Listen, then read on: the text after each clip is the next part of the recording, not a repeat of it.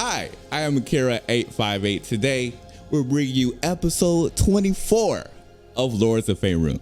We want to give a huge thank you, of course, to the love and support that we have received for this show.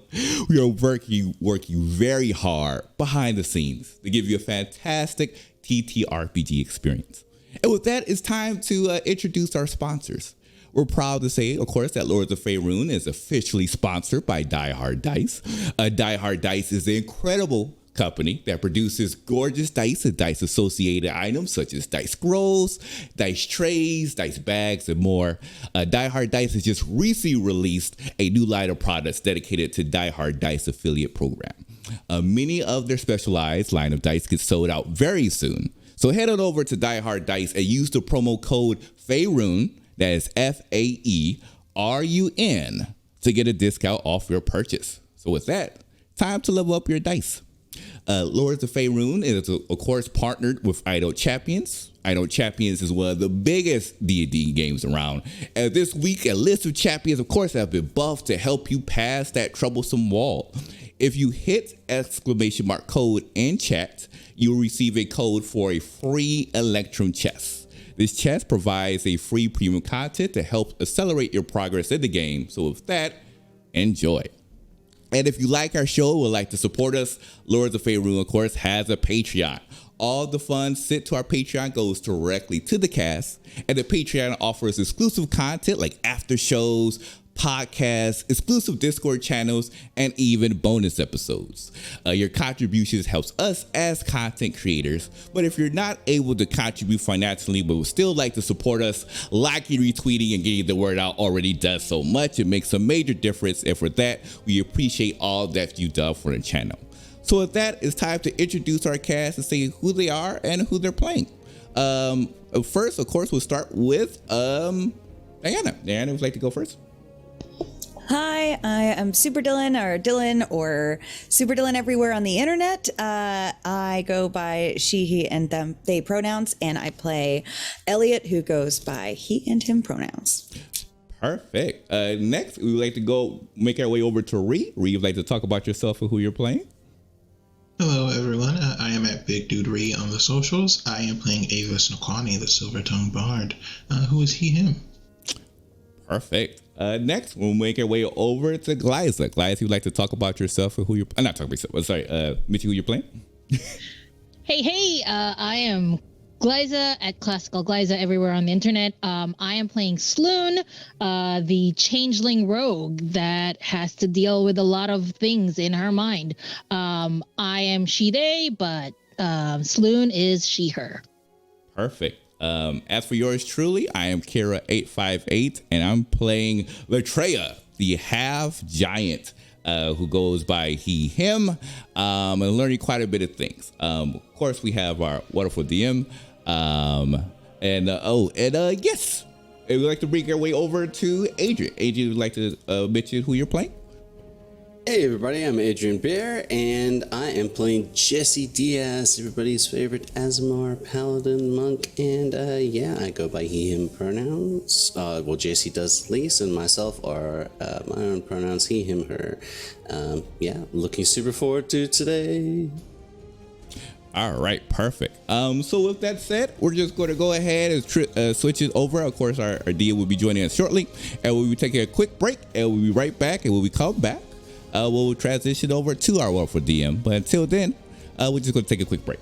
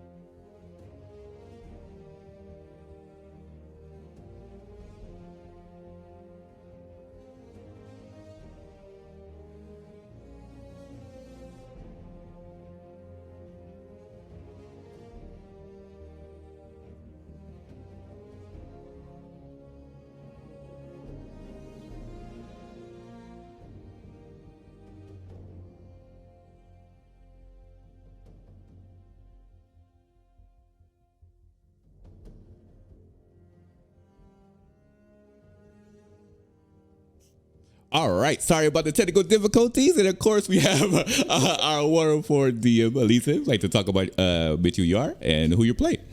Hi, yep, I'm Elisa Pearl, she, her pronouns, and I am dungeon mastering this adventure and playing everyone who they aren't playing.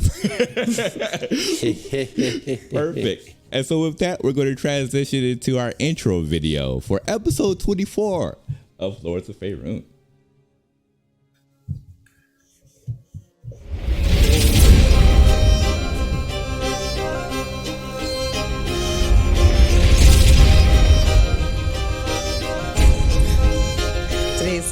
Today's technical difficulty day. Yep, my apologies. For some reason, we have technical difficulties coming in, and never mind. We'll go ahead and skip past the intro video. Don't worry about it. So my apologies for that. The video is playing. Oh, never mind. Yeah, it was playing, but it was the wrong. It's Gods of Color. It was the wrong video that came in. For some reason, it took over my original video section, but it's perfectly fine. It's perfectly fine. Technical difficulties, you gotta love it. Streamlabs at its finest. So with that said, we'll transition over to our wonderful DM. So Lisa, take it away. All right. So last session, you all received some information from some people that you have recently met. You met Gromesh Ironskull, or actually re-met. You had met him on a pre-campaign adventure, hadn't seen him for a while, and reconnected with him recently. You were able to pass off your friend from the island onto him, your troublesome friend, to be in his service and to hopefully get some character and strength. Gromesh also heard you ask him about any type of special artifacts or weapons that you might be able to collect while you're in the area of the Isle of Presper. He said that he could connect you with a historian named Lucretia. And so you went to the tavern, and a couple of you met with and sat down with Gromesh and Lucretia and received a lot of information about these mythical blades called the Blades of Ochirnal. Now, those of you who are watching, you can go back and watch that last episode for the full lore dump from Lucretia, but I'm going to just kind of summarize it right now for all of us. So Lucretia said that these blades were thought to be legends and have been lost to time, but she thinks they're real. She thinks they actually exist and that they're not too far from where you are right now in the Sea of Fallen Stars. They were created by a female dwarven dragon slayer and smith. And they were created they were forged with dragon's blood. They were created using dragon scale, and the blade is from a dragon's tooth. So these are materials that are very strong, long-lasting, and have magical properties to them. The blades also, in all the accounts that she read over the millennia and centuries, the blades never dull. They retain their sharp edges. She read about Ochirnal, a corrupt human spellcaster who stole all of the blades that were kind of scattered around the continent at that time. He stole them all, collected them for himself, and fought with them and tried to take over the world with them. So that's where they got their name, from this most famous wielder of the blades. And then more time passed. He was defeated. They got lost and scattered again. And someone else, less famous and less successful than Ochirnal, also collected the blades and right in your backyard had a battle with them, but was defeated as well. She doesn't know much more about those battles and how these people were defeated, but she knows that they were defeated. And this is why, having read about the location of that final battle with Mercutius, she believes that the blades were locked away by a powerful spellcaster and sunk to the bottom of the ocean somewhere near Altumbel and potentially around the various little small deserted islands that are just south of the peninsula of Altumbel. Those are to the east of the Sea of Fallen Stars, east of where you are now at the Isle of Presper. And I believe that is the information she gave you. Mm-hmm. She also said the blades of Ochirnal are daggers of exquisite workmanship, according to what she's read. So, the rest of the night at the tavern passes. You all have your separate discussions, and you retired for the evening at the attached inn. You were able to get a good night of sleep. Nothing disturbed your sleep. And the next morning, you all gather for breakfast in the tavern, and that's where we will pick up now. All right. So Latreia, of course, wakes up.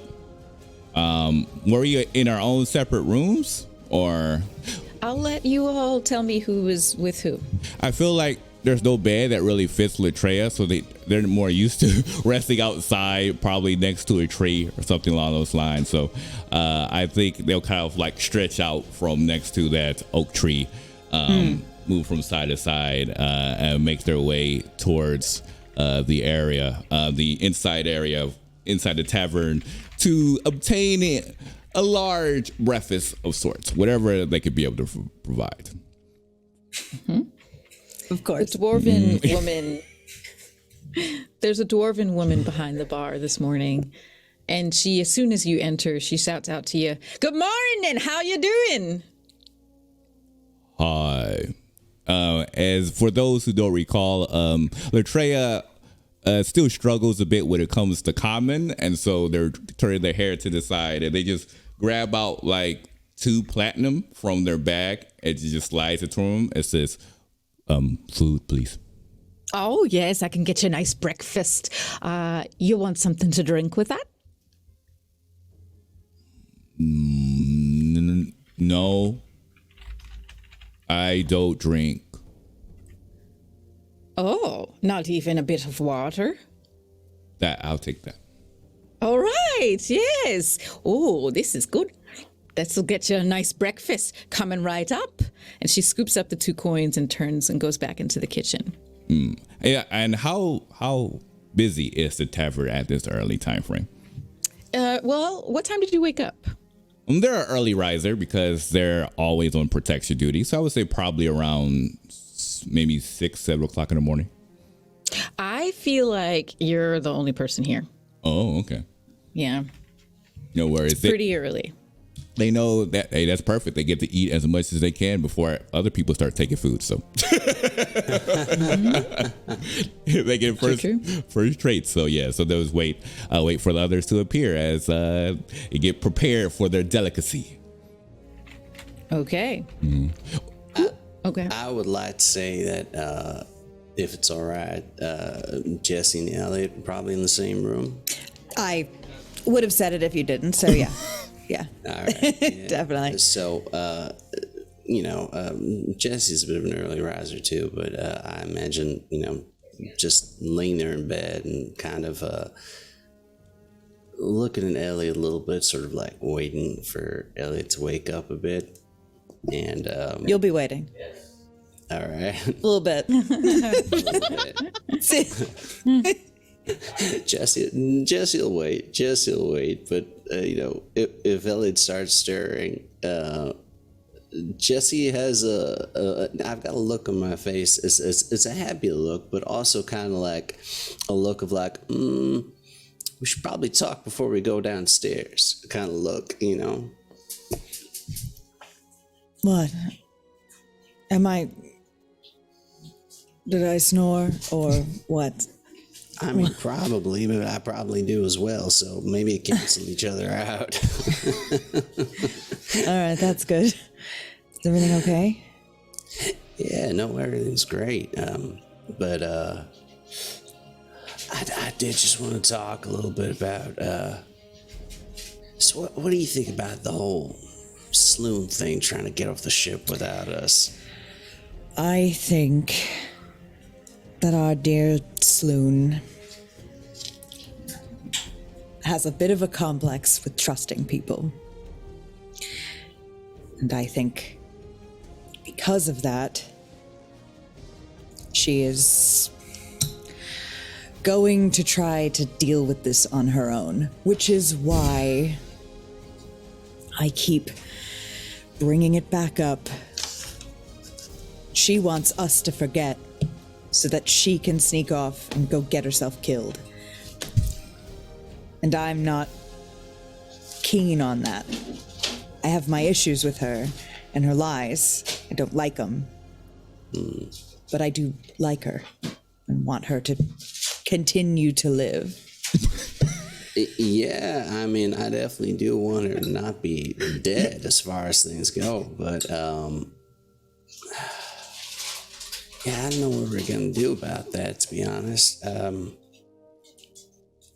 mean, if she's sort of hell bent and kind of trying to get away, let's just say that's not gonna be the easiest thing in the world for any of us to try and stop.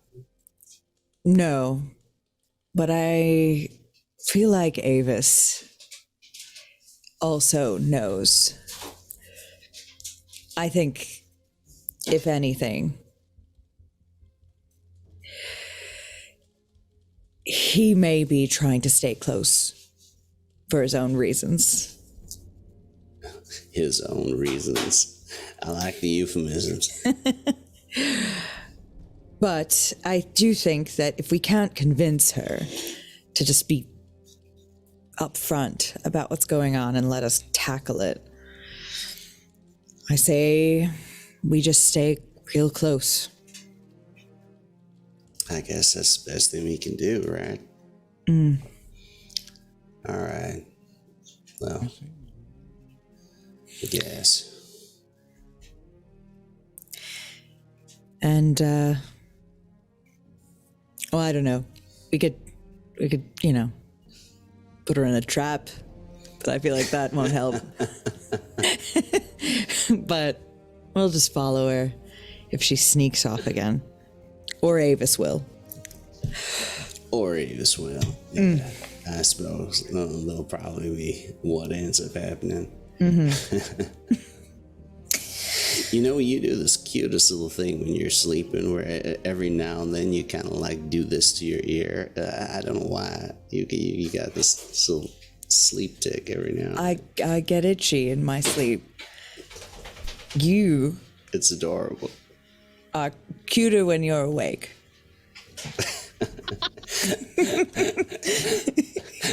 I have been told I'm a bit of a sleep drooler. I own it. I own it. Well, I just meant mostly that because then I can talk to you. But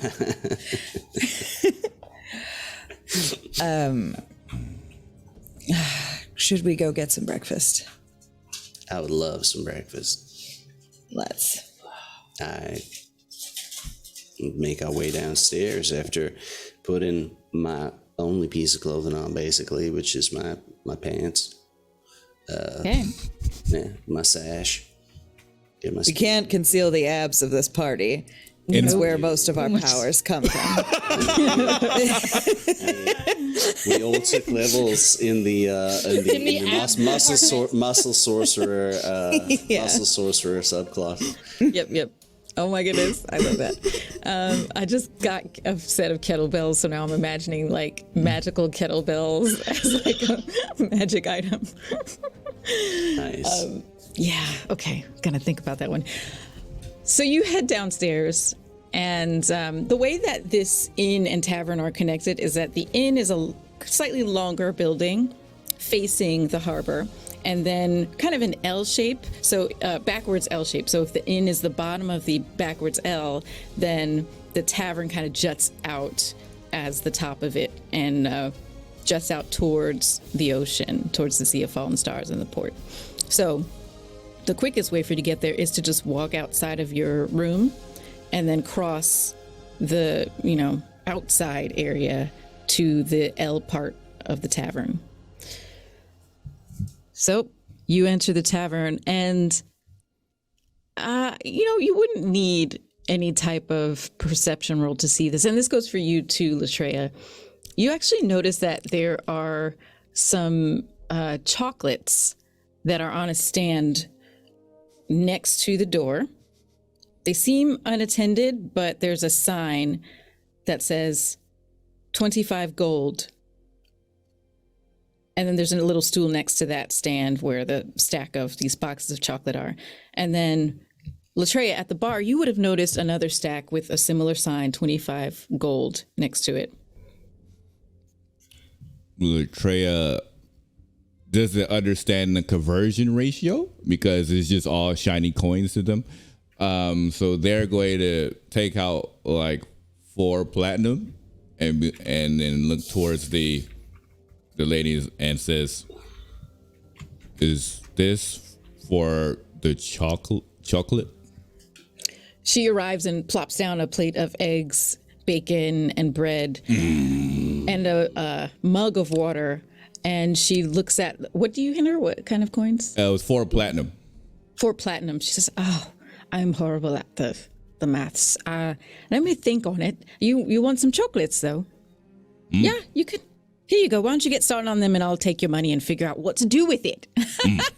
And she walks off back into the kitchen. I'm so happy that none of us were there to see that. They just shiny things to them. They just like, okay, this gives me food, so that's all I care about. So yeah, they slide it over, and he goes straight into, of course, the eggs. You just see just the crumbs dripping across his large cheeks. He doesn't even waste pulling away because he knows if he wipes it to the side, a new batch is going to appear in less than 2 seconds. And then as the chocolate comes by, I think he's going to kind of like double dip with like eggs and chocolate to see how it tastes together. Nice. This is when Elliot and Jesse stroll in, and you see, after this exchange, you see all that. You see Latreia digging in, and you see the box of chocolates, and then you see 1 box of chocolate that's in front of Latreia. And by the way, these are literally like heart-shaped, bright pink/red boxes that are, even in Faerun, it's like, that's what chocolate is in usually. Latreia will just grab like a handful and just hand it to the group like chocolate. I'm probably gonna come up like behind Latreia as much as possible because he's a big man. Give him a behind hug, or at least attempt to get there around the shoulders. I think when that happens, Latreia kind of like moves his hands behind him and they try to shove the chocolate into your mouth, just like, this is good. Like, I usually try to have a little bit of protein for breakfast, but I won't say no to chocolate. it's good. It goes good with the eggs. Ooh, okay, buddy. Take your word, big fella. I'll take your word. I think it may have been established already, but Latreia does not have really delicate taste buds. Food is food, and so he just eats whatever is in front of them. So to him, this tastes great. Would not recommend it though. Narrator voice. Did you all take a chocolate? Or eat a chocolate, I should say? I am going to eat one. One got shoved in my mouth, so yeah. Okay, whoever ate a chocolate, roll a d8. Oh my gosh. You are now high. And a 5. Did Salute create this? Did Salute create this? I got a 7. Soon is not even downstairs yet. I got a 7. That doesn't mean you didn't do something. I got a 6. Okay, so Elliot, let's say you had your chocolate first. You taste a minty flavor within the chocolate, and you feel a chill through your body. It's kind of pleasant, and you have the urge. Let's say there's also torches on the wall. It's very early, so the sun is still rising, and so it's a bit dim in here, but the torches on the wall are helping it light. You have the urge to touch the fire.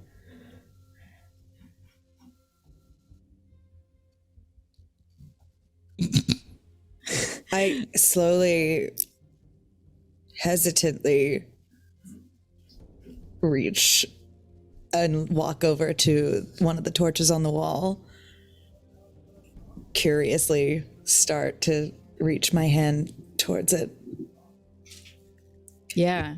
Jesse, this would be a great time to step in. we all ate chocolate. I'm not sure what's going on right now. We might be all. Jesse, please save me. I do have a real high passive perception, so if I see Elliot trying to touch fire, then I'm in. Oh, You would see this, but it happens so quickly that you're halfway there and Elliot's hand is already in the fire, completely unharmed. And you just kind of wave it back and forth in the flame and then take it out. I've never asked. Is this like a changeling thing you guys can do? You can just like put your hands in the fire or something? No, absolutely not. So who had 6? Me. Okay, Latreia, you have this like decadent, rich, velvety chocolate taste in your mouth. It's like the richest chocolate you've ever, I don't know if you've ever had chocolate before, but it's just like, oof, your brain cells and neurons are just firing because of this. And you... This is the best tasty chocolate and eggs I've ever had. chocolate and eggs, baby. I mean, that's kind of what mousse is if you add some cream. So you're not wrong. Yeah, chocolate and eggs. True. You gain 2 temporary hit points. Ooh. I feel Just kind of feel this resurge. this jolt of energy. I need to do this more often. Do you all feel kind of better after trying this chocolate? I feel like I've been running around and have that workout rush. Like, do you all feel that way? I don't know. I rolled a 7. I have no idea how I feel yet. So Elliot, yes, sure enough, as you're crunching down on your chocolate, when you bite into it at first, a liquid oozes out and you notice it. It's the fiery, smoky flavor of whiskey. And you all of a sudden feel just like you could take on anything. You actually look over at Elliot and you see him putting his hand in the fire. And you kind of jaunt over fearlessly, like ready to save him. But then seeing that he doesn't, you're like, yeah, I kind of knew. There's nothing to worry about. There's nothing to fear. You just have this like, this hardcore bravery. And mechanically, just so you know, you become immune to the frightened condition for 1 minute. All right, nice. I feel great. You know, I'm gonna eat 50 of those chocolates. I gave them 4 of these silver white coins, and You did what now? Gave them 4 of these silver white coins, and then I got this chocolate.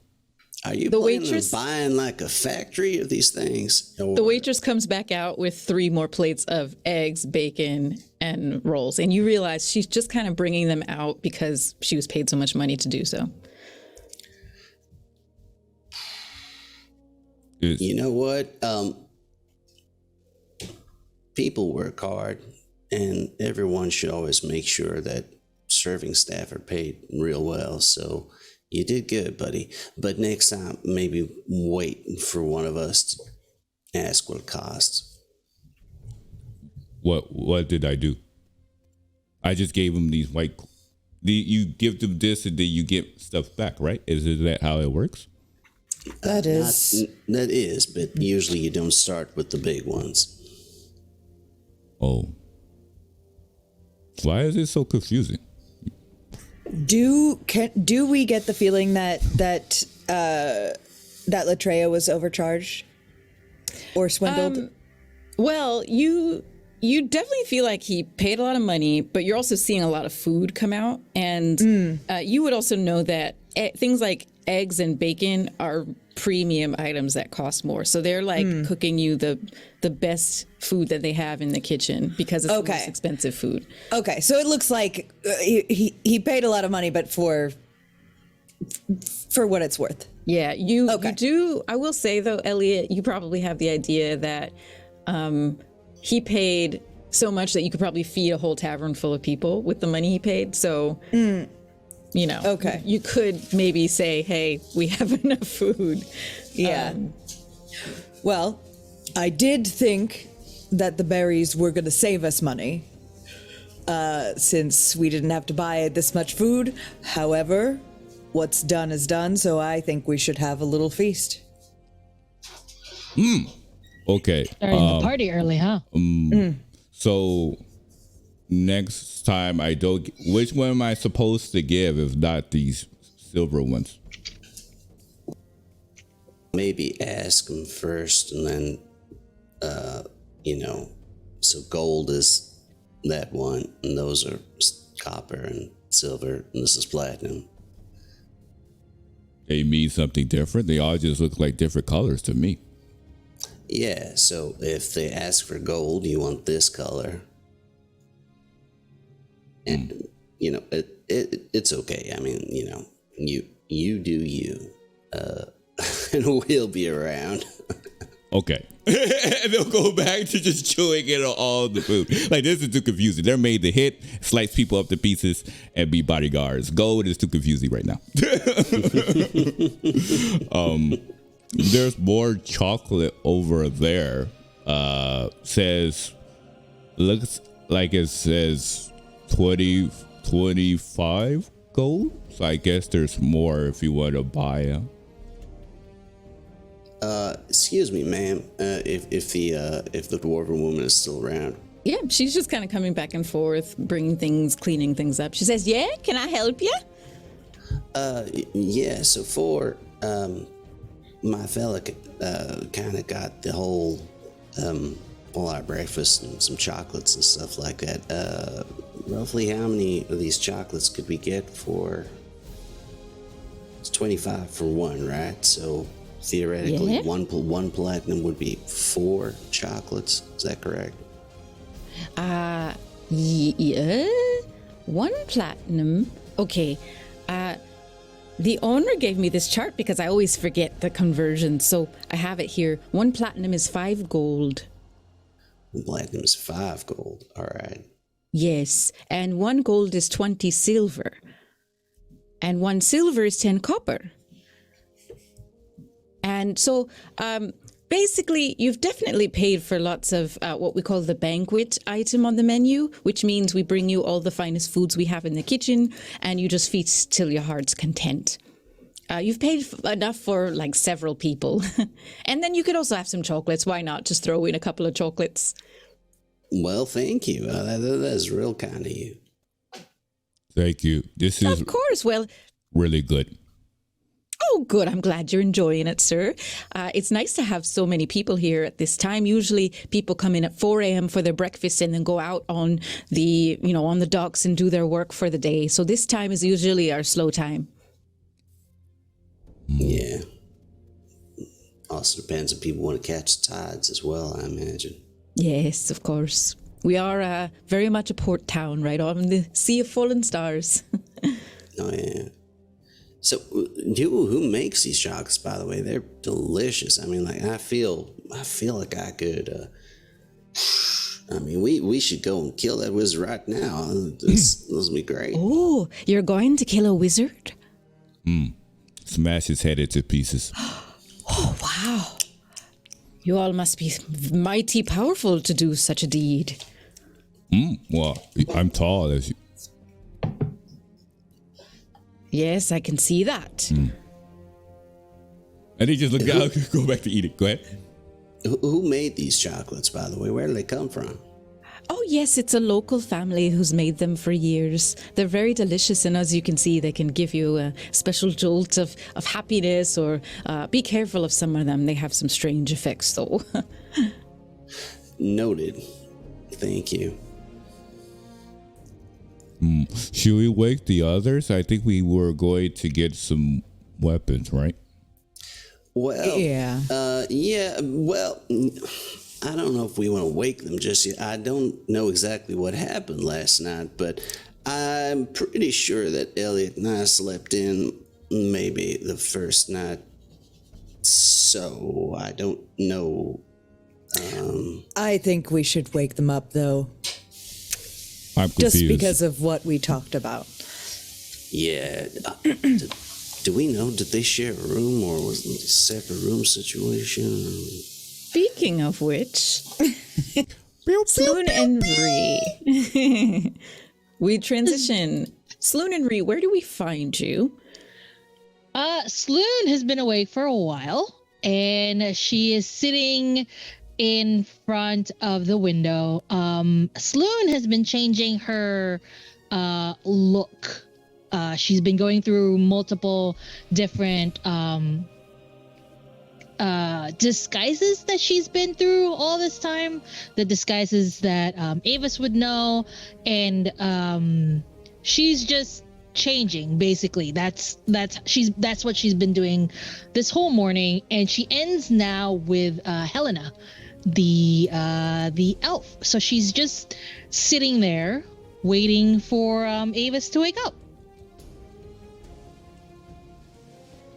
Well, Avis is, as he is waking up, he has bedhead with his like locks, but it almost makes him look cuter than normal, because he's amazing like that. And he looks over at Cena and he goes, "Of course, your elvish look is very fascinating and all, but I think natural is my preference." I'm just remembering a lot of things. And then Sloan gets up, changes back to Sloan, and sort of lies down next to Avis, as they've been the whole night. There's cuddling now. She's basically cuddling with Avis. Right, well, it is always good to remember the past, but it is important to never let yourself be held by it. Of course. Are you hungry? Of course. For food. Let's go get some. Well, I was certainly referring to food. Good. However, your intentions are your own, I suppose. I think you better go before the others eat all of it. Yeah. We should join the others. Let's go. She gets up and she dresses for the day, her normal clothes, and she actually leaves. So she still looks like Sloan, but she leaves this the same tanned color instead of turning like gray. She leaves the tan color that she has as Helena. So that's what she looks like. Purple hair, tanned, Sloan. Oh, interesting. Okay, so she kind of like changed her color. Mm-hmm. All right, great. Okay, so you all walk out of the inn and across to the tavern. You enter, you see what everyone else saw, the stacks of chocolate, both by the door and by the bar, and you see your compatriots standing at the bar, enjoying their breakfast, and you see a couple of boxes of chocolate open in front of them. Do I notice that they look a little weird? Go ahead and, I mean, if you'd like, you can roll perception. Okay. Can I just say before you do that Elliot is not really interested in this chocolates conversation too much, and is still playing with the fire. So yeah, you would notice that. I would be like fascinated. As soon as I see that, I'm like, are people high? Did they not wait for us? Well, I don't think they exactly wait for us normally. However, it appears they may have started quite early in the morning. I come skipping up to both of them with a chocolate in both of my hands. These are delicious. And good morning. Two things, Jesse. If you have the box or two physical chocolates in your hand. 2 physical chocolates. Okay, you notice, because as you walk over to them and you say that these are delicious, you notice they start to melt pretty quickly in your hands, more quickly than actual chocolate. Ah, dang. Maybe you should take one from the box, unless you feel like licking. And then Elliot, Another time. as you are passing your hand through, all of a sudden you're like, ouch. Oh, it doesn't last terribly too long. And you realize it lasted about a minute. Oh, Same for you, Jesse. But it sounds like, Jesse, you may have been taking more bravery chocolates. No, I just saw them come in. I was going to bring them chocolates, but they've got all sticky in my hand. So, Latreia, you want these? Sure. And they'll take a scoop off of their hands, grab it. Works. It has an extra flavor to it. That extra flavor, I like to Latreia, think I've got a good flavor. Thank you. that extra flavor, unfortunately, is just Jesse's hand. There's no effect to the chocolates from his hand. This tastes like the sea.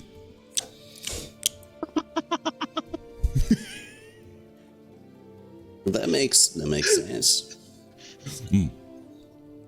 I'm a man of the sea. I'm gonna go have some of these chocolate, and then just goes and grabs one and eats it. I will clean off the rest off my fingers. Okay. Sloon, what did you roll a D8? I'm about to. Okay. It's a 2. Okay. So, the chocolate that you take out, you bite into it and you immediately recognize the flavor of cherry with a kind of a gooey, liquidy feeling to it. You don't like cherry cordial. I mean, most people don't. Unfortunately, you basically retch it back up on the floor. I don't like that one. That one was weird. I'm gonna go try another one, and then grabs another one. Avis will cast prestidigitation to clean it up. Great. And Sloon, you also feel not great after that.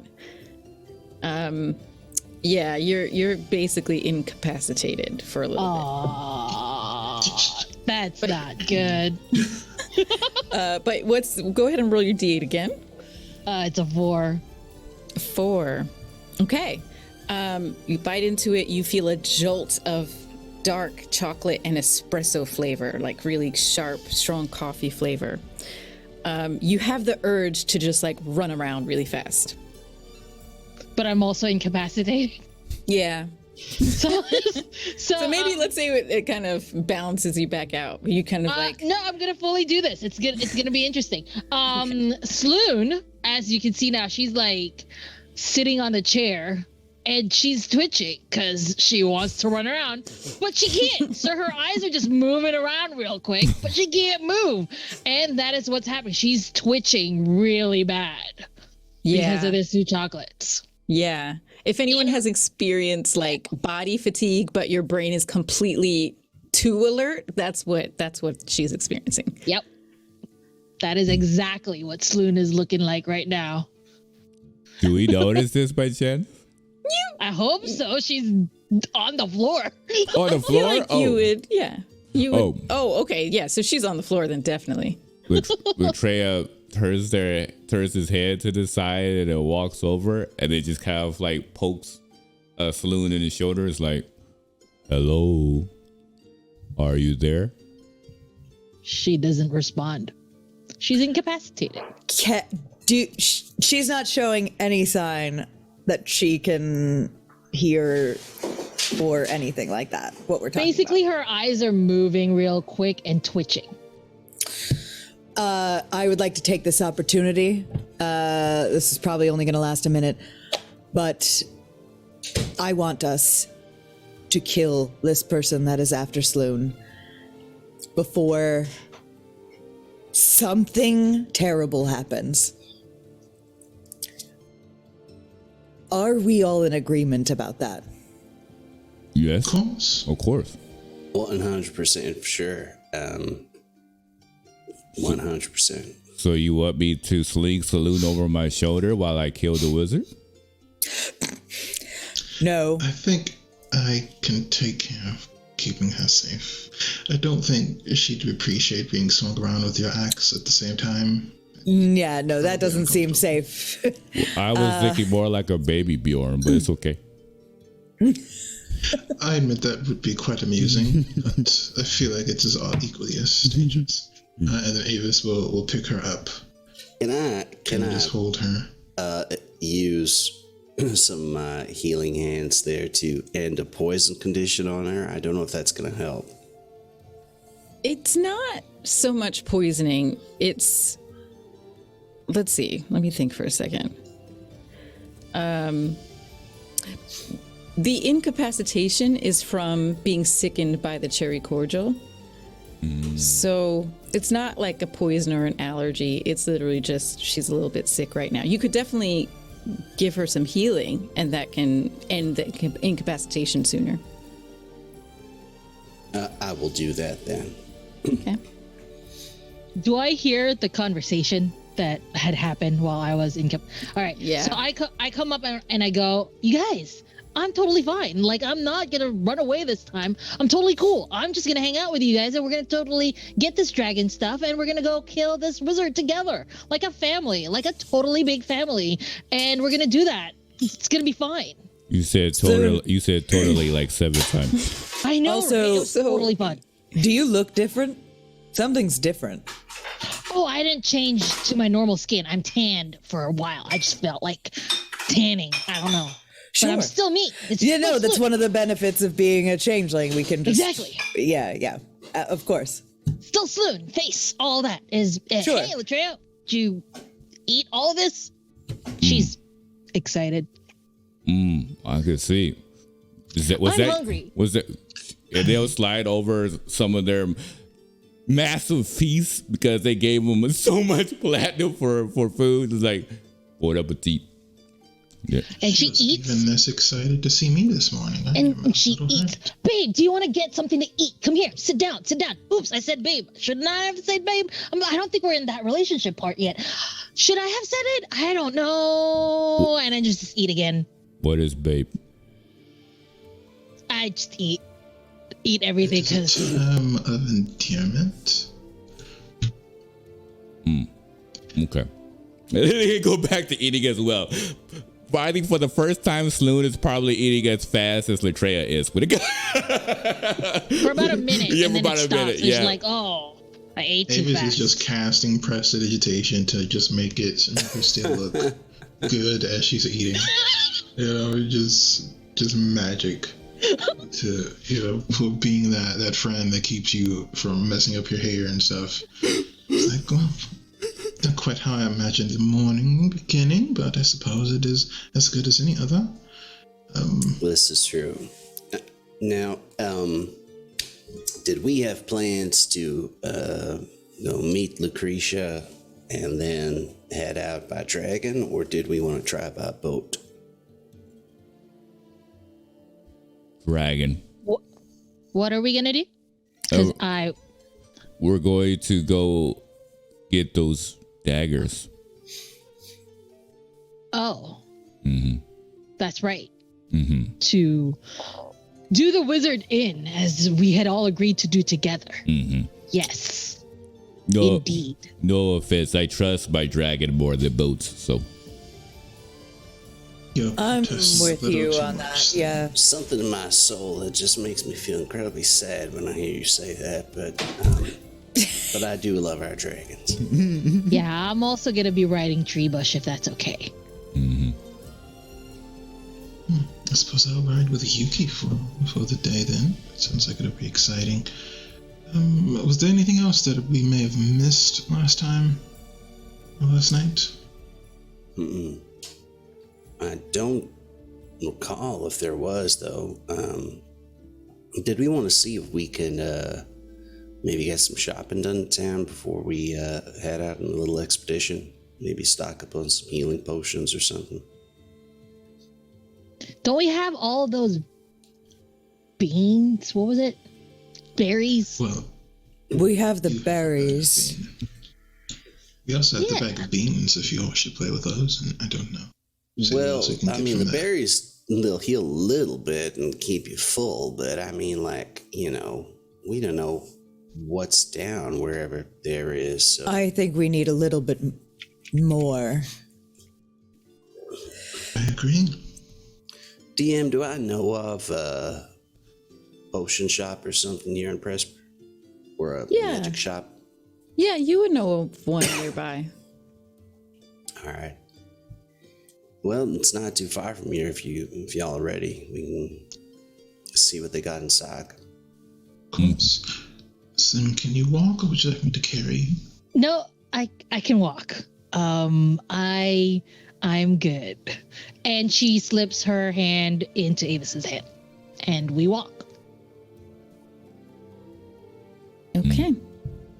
So you all have feasted, you have had chocolates, you actually do have some left over. Let's say I think there were 2 boxes of chocolate opened. Yes? Okay. So we'll keep track of which ones you've had already from those 2 boxes. You bring those 2 remaining boxes with you, And the you breakfast. leave the tavern. At the breakfast. And the breakfast? They're just You asked for a to-go bucket? yeah, not a box, a bucket. It's a bucket. Yeah. So nasty. The train doesn't care about presentation. They're just like just mix it all together. Yo. Yeah. So yes, you exit the tavern with these things in tow. You head down, and Jesse, you remember exactly where it is. It's not too far from here. There is a small magic shop, and you know that they have potions there. So you walk down the coast a little bit. You see the ships that have just left dock for their day's work, whether they're trading goods or they're fishing or they're, security forces. And you stroll up to a small hut that you know to be the magic shop.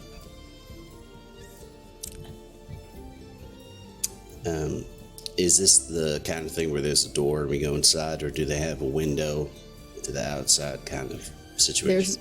There's a door, and you see windows, but they're covered. They're not the type of window that you're talking about. I'll go inside. Yeah. Yeah. Follow suit. Okay.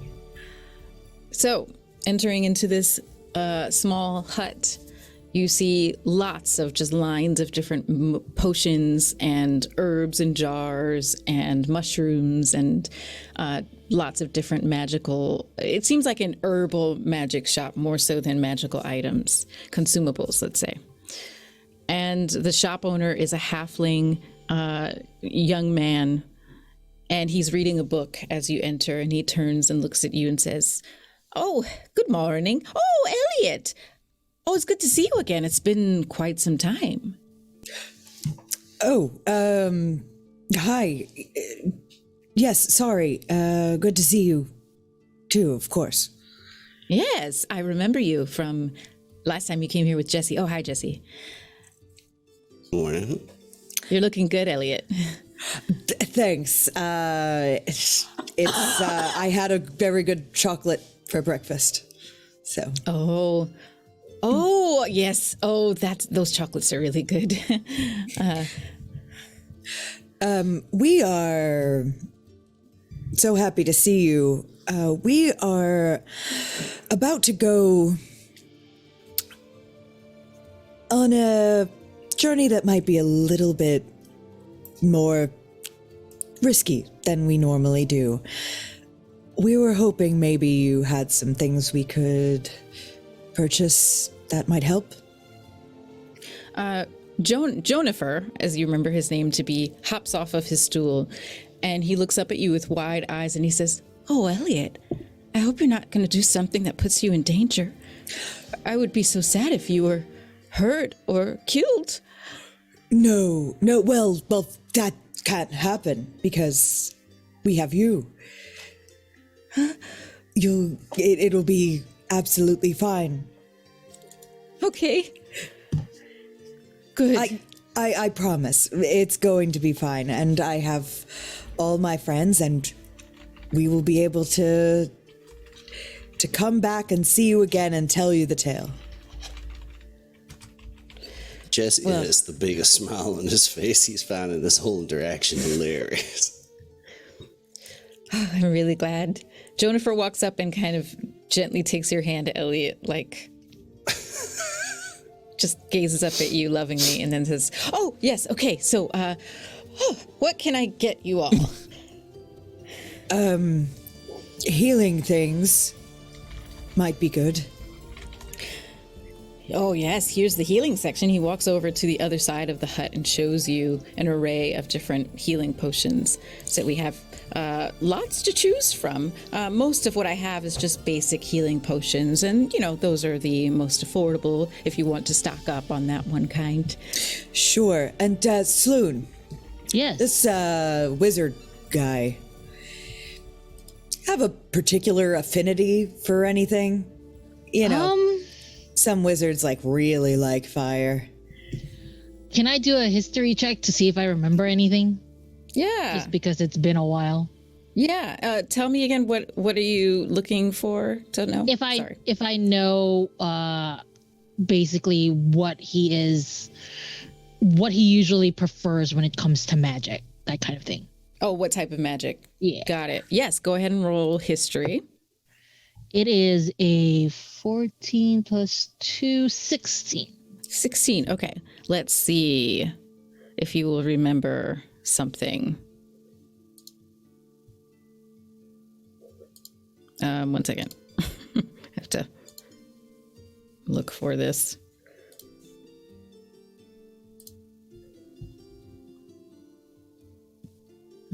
Okay.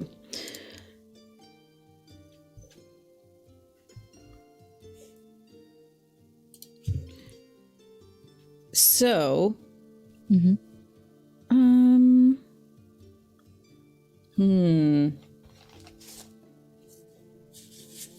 I know I have this note somewhere. I just can't remember what it is. So give me 1 second to find my little notes. No problem.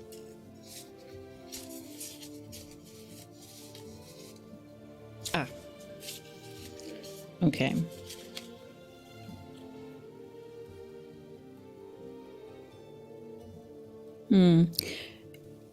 You seem to have a sense, a memory. Well, first of all, from recent events with the Yuan Ti who is hunting you that he has enchantment magic for sure. You also know him to be, before he kind of turned into what he is now, he was more into divination. All right. So I look at Elliot and I tell him these things that I've found out. I don't know if he's learned more after a while. I know that he can read minds, and that's why I have this this ring here that I wear. But other than that, All right, well, that's a place to start. He might have learned other things, but yeah. I think anything we can use to protect our minds. Oh, sorry. Jonifer, was that for Jonifer? I was Yeah. reacting to our chat. We have a lot going on in the chat right now. Elliot, was that towards Jonifer? Yes, it was. Yeah, just Protecting like minds. Anything we can do to protect our minds from influence or reading. Jonifer kind of strolls around the shop looking at different areas. And he kind of like scratches his little beard, his little halfling beard. He says, I could maybe have something made for you. I would come back in a few days if that's all right. But I don't really have anything like that in stock. Would you like to put in a custom order? Why not? Yes. I don't know if we have that kind of time, but how long would it take? A rush order could take 24 hours. I think that is doable then. It'll cost you a pretty penny. Well, how much would I owe you? Well, let's see. The standard for something like that would already be a bit pricey because it's a premium object. I would say it's maybe 75 gold. And then usually with a rush, you just double the order, double the amount. So 150 gold for one potion to protect you from mind reading.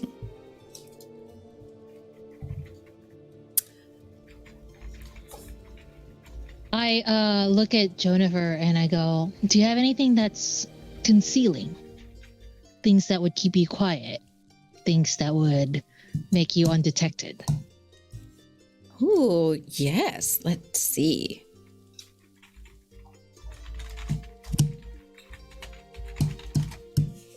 That I'm pretty sure we have in stock.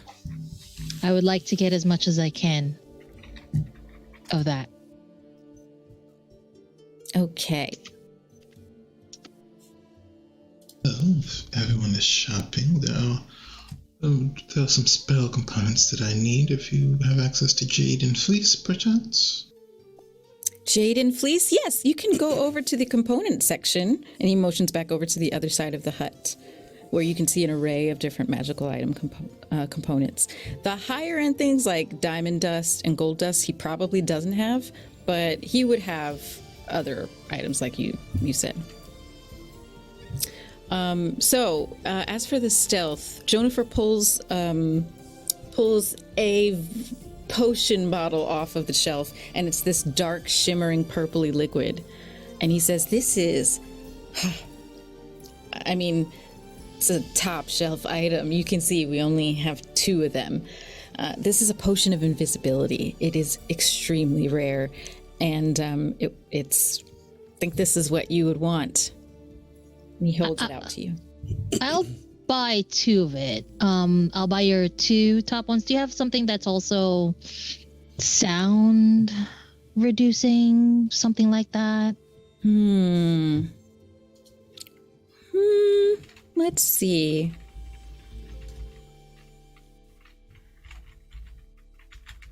I seem to remember something like that.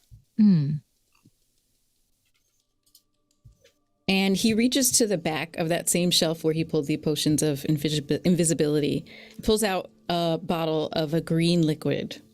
And it looks kind of like a blanket in a bottle, if you can imagine that, but it's still liquid. It looks like a quilted blanket. And he says, I think this doesn't last very long, maybe 10 minutes. But think this would do it. It has basically the effect of the silent spell. Okay. How many of this do you have? Oh, I just have 1 of these and then 2 of the invisibility. I'll take all 3 of them. Okay. Let me ring you up. I'm wondering, do you happen to have anything in terms of speediness, like any potions of haste? Well, did you have the espresso dark chocolate yet? I did not. Okay, that one will hasten you for sure. All right. And it's more fun than a potion, you know. Good to know, but I mean, if you do have any more, I'm happy to purchase them. You know, I was just saying to Elliot the other day, you know, how happy he is every time when we come in here, gets to see you, Jonifer. You know, your Really? goods just such top shelf stuff, you know. Elliot was always saying, like, you know, when we buy in bulk, you always definitely give us these real great prices, you know. Oh, well, anything for Elliot, really. Anything for Elliot.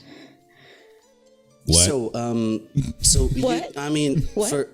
would you? I mean, if you'd be so kind, I know it'd make Elliot so very happy. Would you mind giving us a little bit of a discount on all the stuff we buy today? Well, we're a small halfling-run business, and I can't really discount too much. But what I could do is I could maybe knock off a little bit of the price on that custom order Elliot asked for, the rush order. Really, the rush upcharge is, you know, just to make sure people know who's in charge. You know, I mean, it does need to be rushed. I do need to pay more to the creator, but still, I could discount that a little bit for you. Maybe 10 gold less.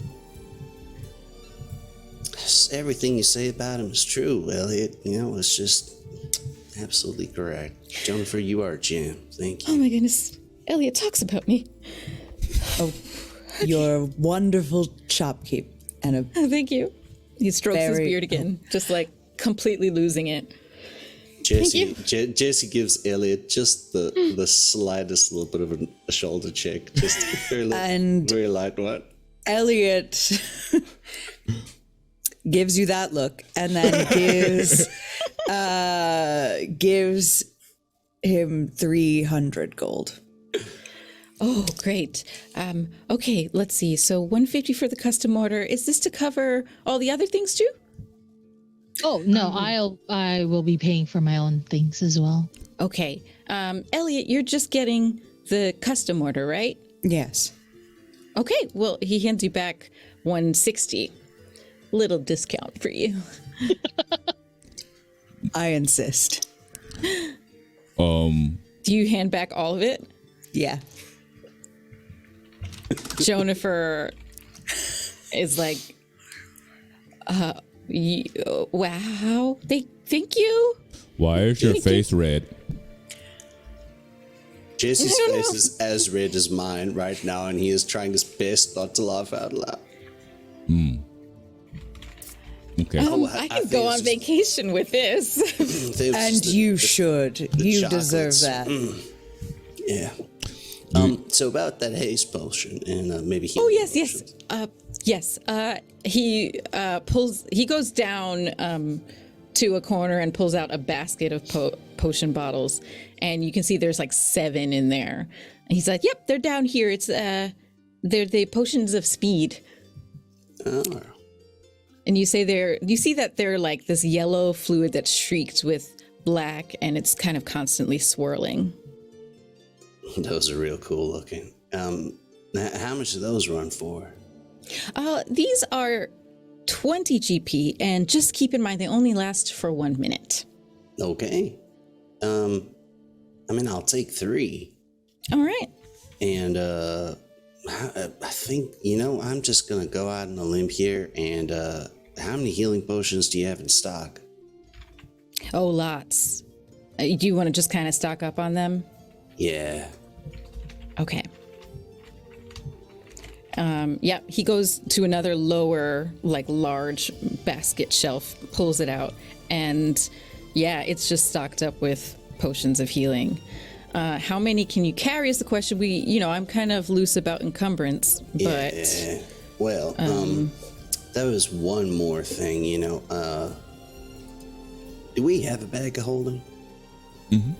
do you? Avis has a bag of holding. Okay. Okay. All right. Okay. Avis has one. Okay. I guess 10. I think I'm the fastest of the crew, so I'll just keep 5 on my person just in case I need to zip to anybody. We'll put 5 in there. So, but yeah, I'll pay for 3 of the potions of speed and then 10 regular healing potions. 10 regular healing potions coming right up. That's 50 gold each. So 560. Oh, what was that about? A 10 gold discount or something? Well, I guess since you're friends with Elliot, sure. Yeah. You're just the best. Thanks.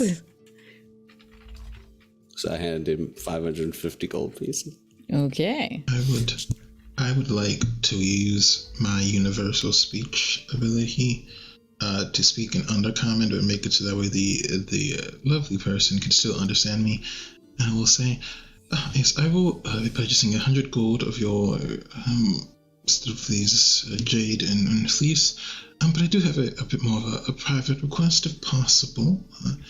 If you could have a pair of magical items commissioned, one that would allow one person who is holding one of them to know the location of the person with the other one, I would greatly appreciate it.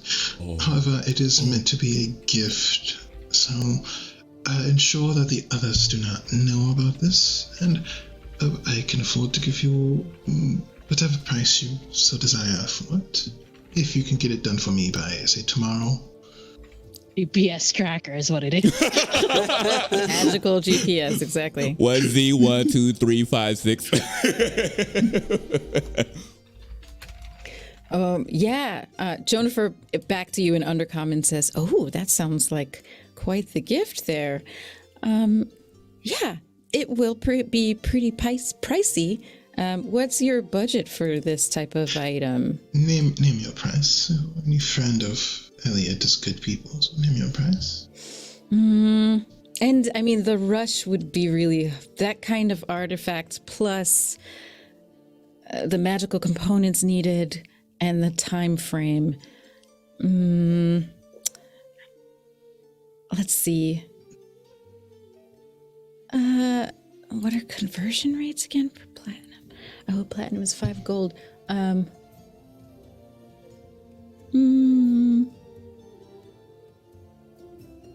Wait, math. Now this is Eliza struggling with math. Not Jonifer.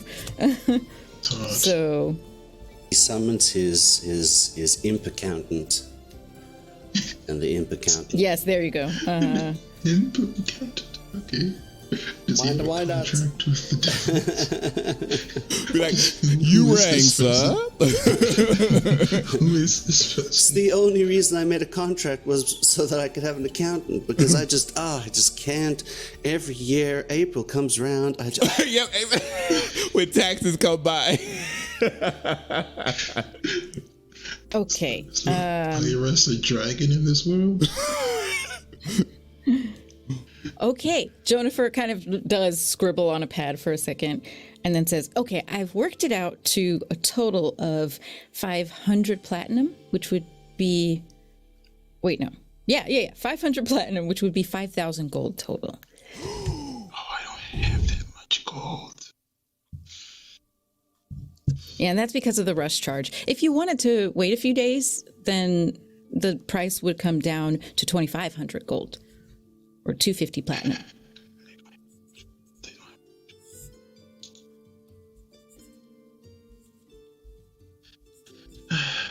I could just use magic to convince this person to do it, but Avis is just turning over a new leaf.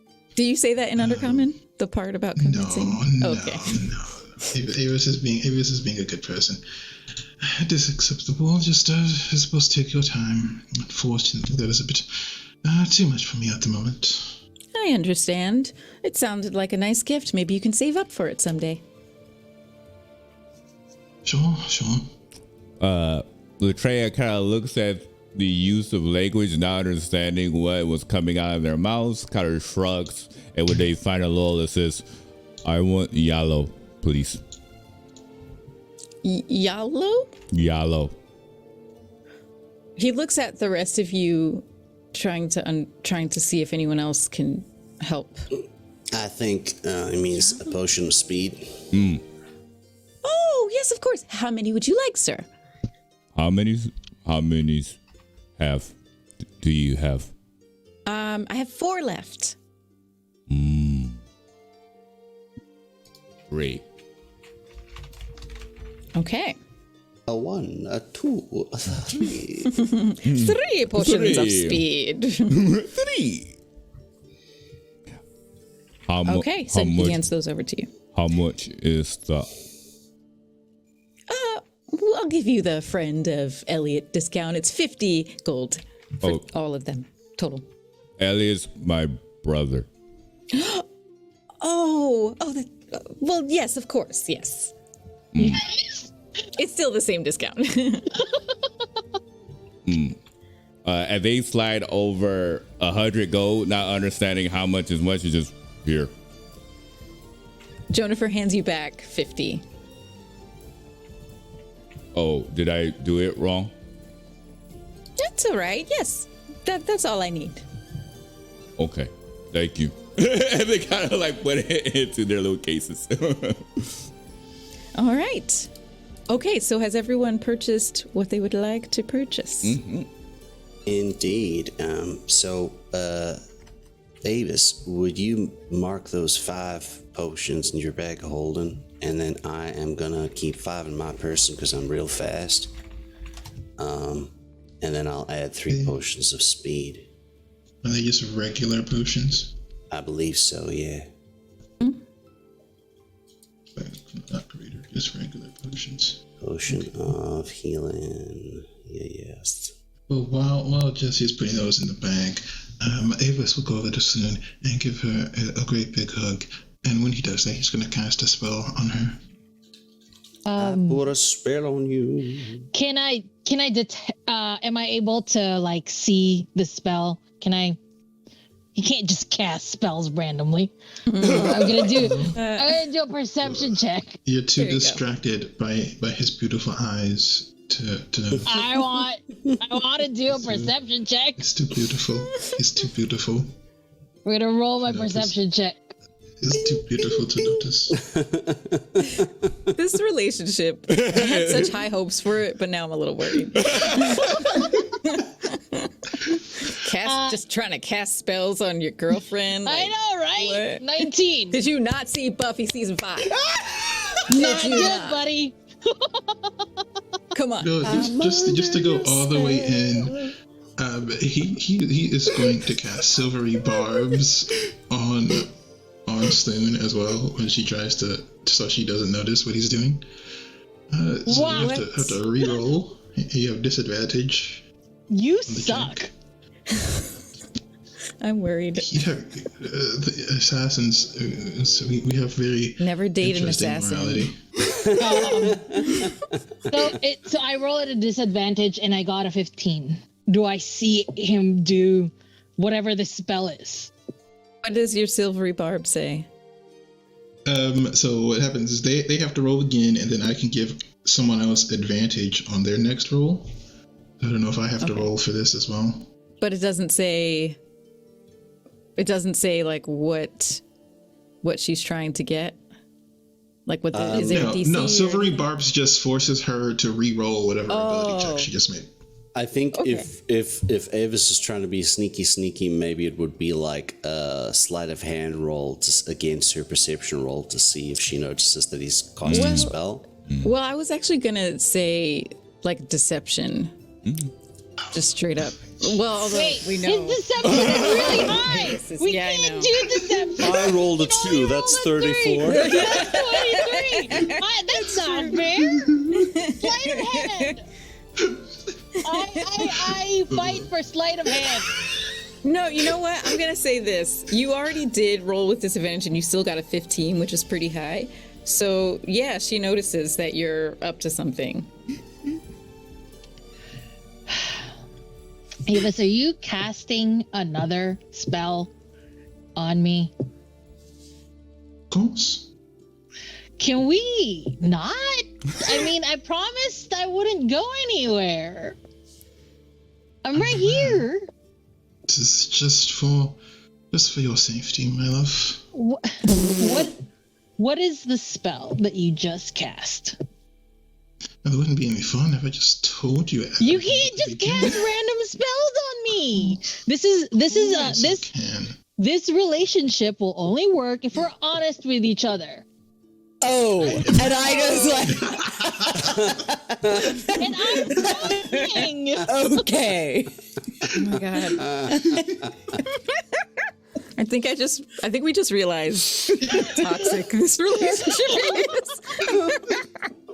That's why we gotta let Sloan die. I mean, this relationship is not great. Avis. It's just two people learning how to un themselves from being assassins their whole lives. Yeah. Yeah. It's really interesting.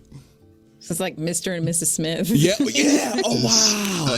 Perfect. I can assure you it is a spell that will cause you no harm or discomfort.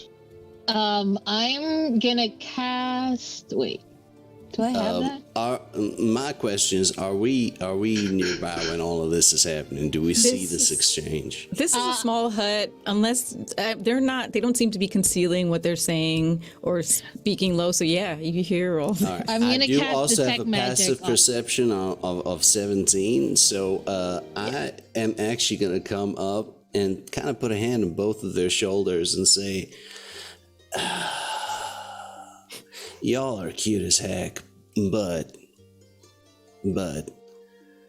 I'm all about the consent, folks. You just don't cast a spell on people unless she knows what it is, please. Exactly. For my sake, I'm all about. I want to keep this beautiful woman safe too, but just tell her what the spell is, man, please, for me. What is the spell, Avis? I respect your moral center, my friend. But there are still a few things I have to keep secret. I'm just gonna cast. Yep, Yes. go ahead. I'm gonna cast Detect Magic. Yep. All right, so you cast Detect Magic, I guess, on yourself? Yes. Yeah, to see what you were disenchanted School of by. Magic. Uh-huh. You know that this is an illusion spell. That's the school it's from. Ah. I can tell you it is a spell designed to ensure that certain people aren't able to observe everything that we are doing. All right. It isn't protecting me, it is protecting Sloan. Therefore, if I say too much, they would then know it is in place, and, well, it would defeat the purpose. All right. It's fine. I'll let that happen, I suppose. But next time, my love, if you could just tell me what it is, because I'm trying here. Of course. Thank you. And Relationships are confusing, and Latria just walks out of the room and just like, I don't want a girlfriend.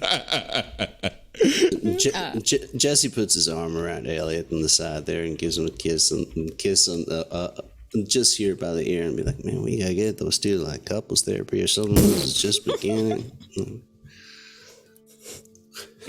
Oh man. And with that, we will end this scene and cut to you all on your dragons taking off. Unless there's anything else you wanted to do, it seems like it's time to head out to the Altumbrel Peninsula. Lucretia will be riding with me on Jackson. Okay, she meets you down at the docks. And great, so the 5 dragons and the 6 of you take off eastwards. And we'll cut again to a couple of hours later. On Dragonback, it's quicker. You have crossed the Sea of Fallen Stars. You pass over the Pirate Isles, speckled atop of the glistening ocean below. And you approach the peninsula of Altumbrel. And once again, this peninsula, it's like a peninsula on the end of a continent that is also kind of peninsula-shaped. And it stretches out before you. And just to the south of it, so to your right of the peninsula, you see a collection of islands. They look mostly barren. There's no trees, even on Altumbrel, the peninsula itself. It's pretty desolate.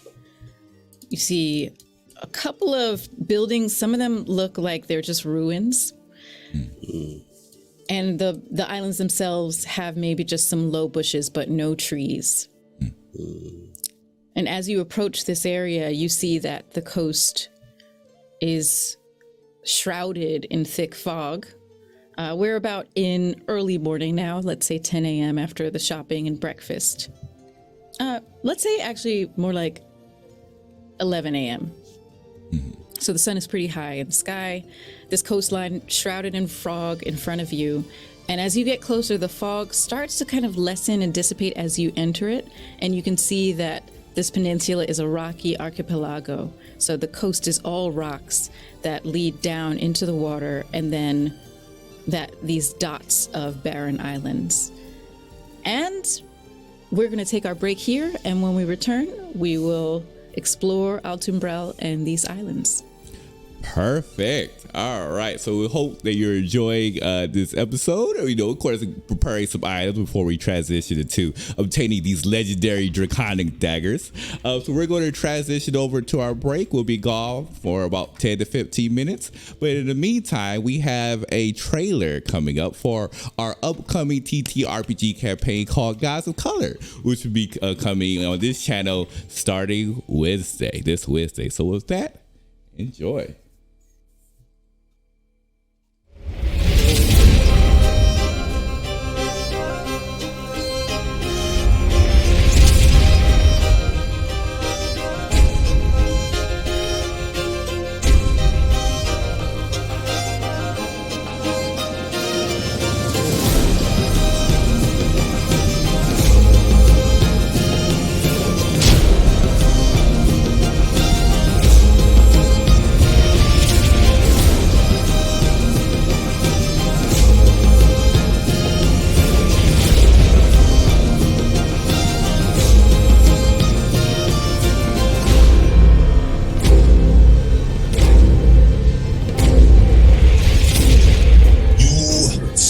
in my men now.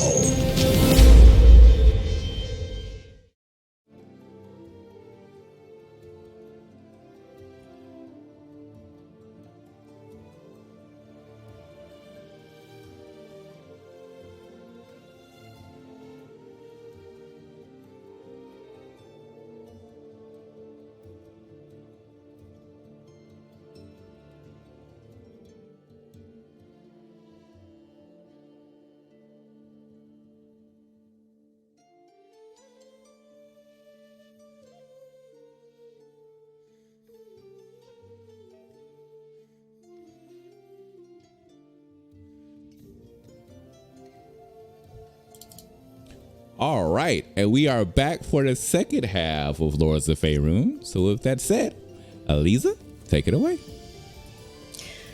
So you all are on top of the Altumbrel Peninsula. It's barren, fairly flat. There are a bit of like gentle valleys here and there, but mostly just a wasteland, a barren wasteland. You're looking to the south, out over these spots of barren islands just to the south of this peninsula. They are of different shapes. They're all pretty much similar size, some slightly bigger, some slightly smaller. There's maybe like 3 that are slightly bigger, and then a lot of mediums, and then a couple of tiny ones. You are also standing at the top of this rocky coast. So if you can imagine this, the coast kind of like, instead of there being a sandy beach or even a cliff, it's kind of a gentle, like maybe a 45-degree angle of rocky coast that leads down to the ocean and where the islands are. Lucretia stands out and looks out over this with you. She has a sack with some books in it. She has one book in her hand that she has been flipping the pages of. And she says, I'm really not sure how to figure out where the treasure would be sunken, but maybe we can figure out where the battle took place first.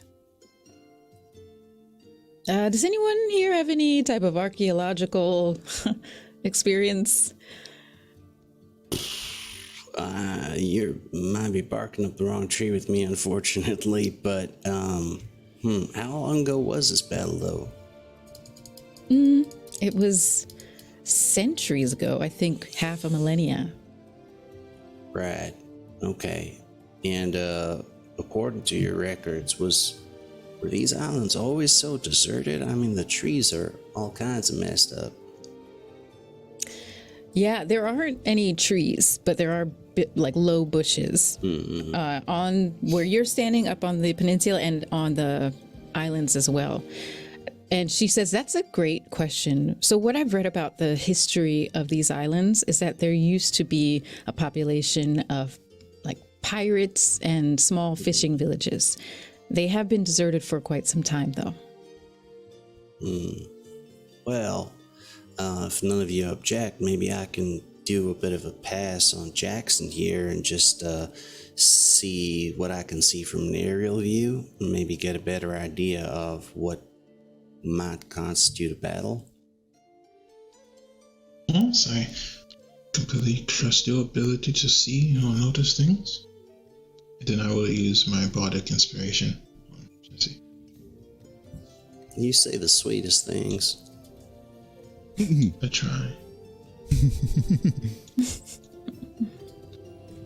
You want to come with me, handsome? Just looking at it.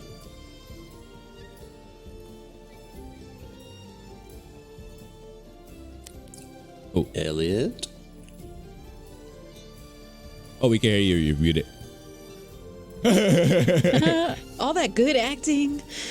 I thought I would. Yeah. Okay. Sorry. Yeah. Let's go together. All right. I forget, what was your hawk's name? Raven? My raven's name was I forget because that raven hasn't made an appearance in a while. The raven's long been time. doing its own thing. The help. Yeah, action. Raven's That's what they're been- for. Oh no, what was the raven's name? I might have it somewhere. No. I have it. I totally have it. Somewhere. Shoot. The raven's name was Raven, probably. Raven. That's so. Raven. Yep. That's so So Raven. Raven. That's so Raven.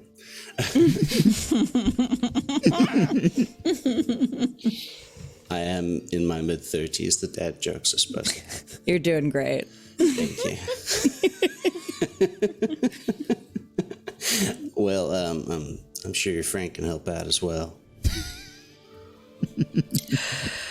I'm sure they can. And I give a little like whistle that I can't do in real life. Mm-hmm. One of those. Great.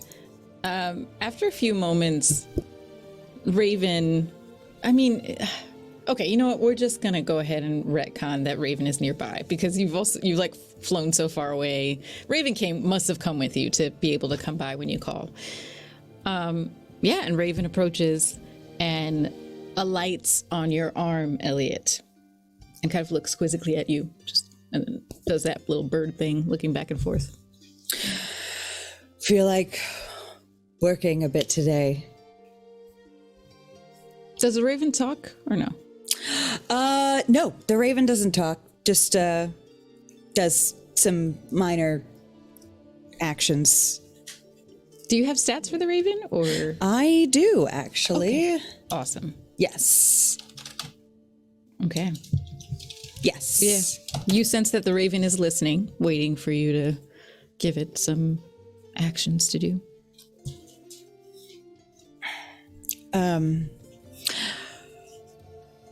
Are we going together? Yeah, unless you want to split up and No, circle around. definitely not. Okay. Jax, Lucretia says, would there be room for one more? if we take 2 of the dragons, I'm sure. Oh, well then I would like to also just get an aerial view to see if I can pick up any clues. Of course, hop on. Latreia just raised their heads like, I can fly around. If you were to talking to the architect, like, I have an extra spot. If you want to take a look at the area. Wait, no, they're in common. So they said you can ride with me.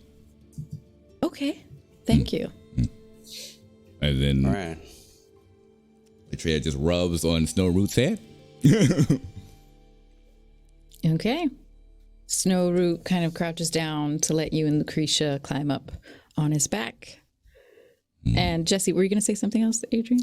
Yeah, just gonna be going Jackson. So you're gonna come behind me, Elliot? Yeah, and I'll ask the raven to kind of keep ahead of us a little. Okay.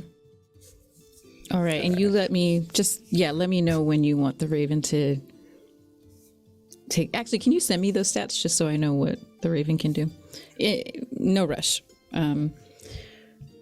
Okay, so the 2 dragons with 4 people and a Raven take off of the coast, leaving the other 4 souls behind on the peninsula. Soaring out over this collection of islands, the sun is pretty high in the sky, so you get that reflection, that bright gleam or glimmer off of the water between pieces of land. But you soar, the 2 of you start to circle and kind of like make a pattern of surveillance above the islands. Go ahead and do some rolls, and let's say, here are the options. And how well you roll and what you roll will reflect what exactly you see. So, options are investigation, nature,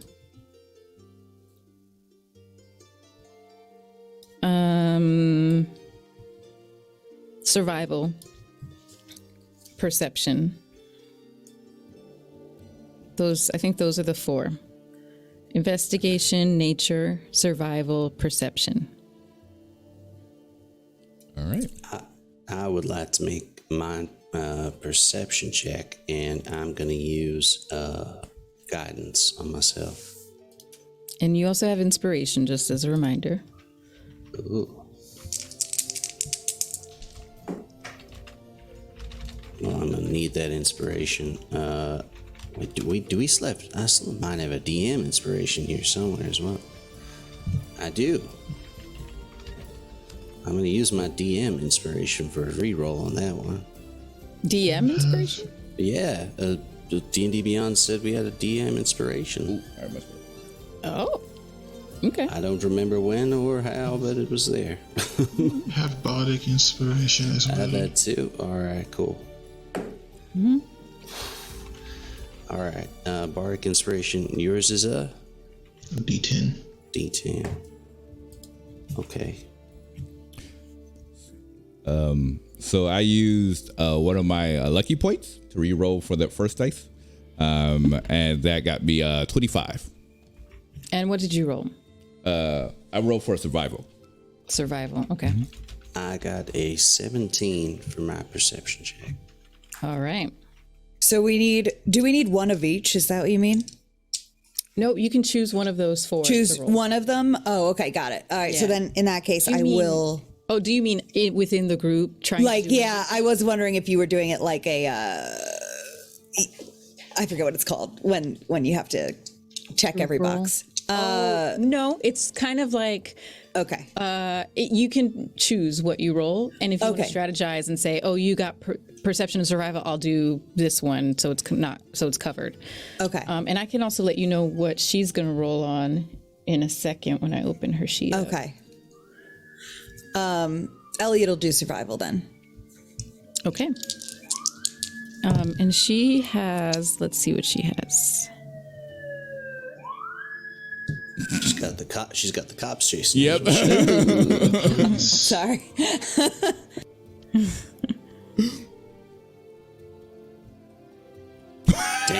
Dang, blue dragons of Cormier. Blue dragons and cornbread. Oh, that's why they're called blue dragons. You probably got red stripes on their armor too.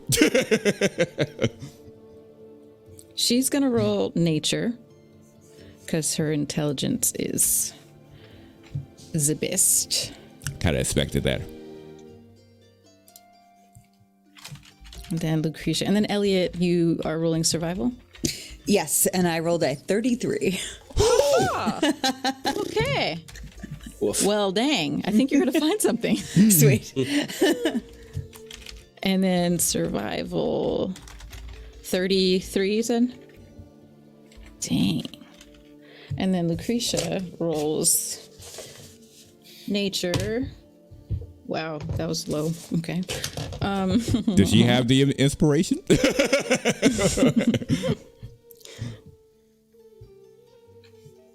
I guess not. No. No. Well. That's okay.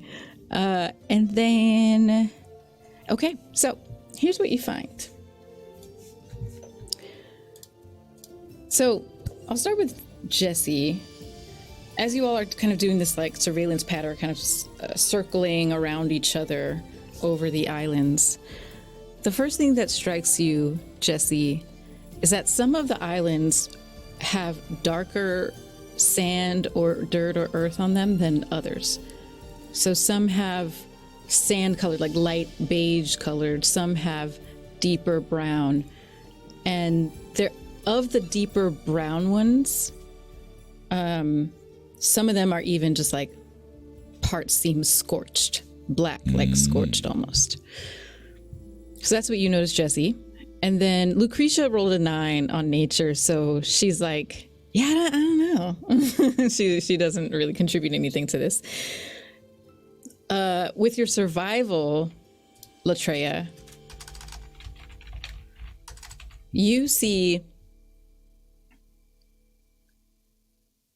you actually notice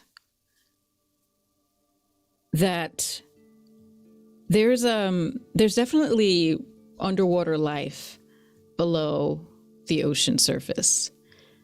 And you feel like there's one side of these islands, like the further inland side, where there's more of a collection of life kind of above that ocean floor.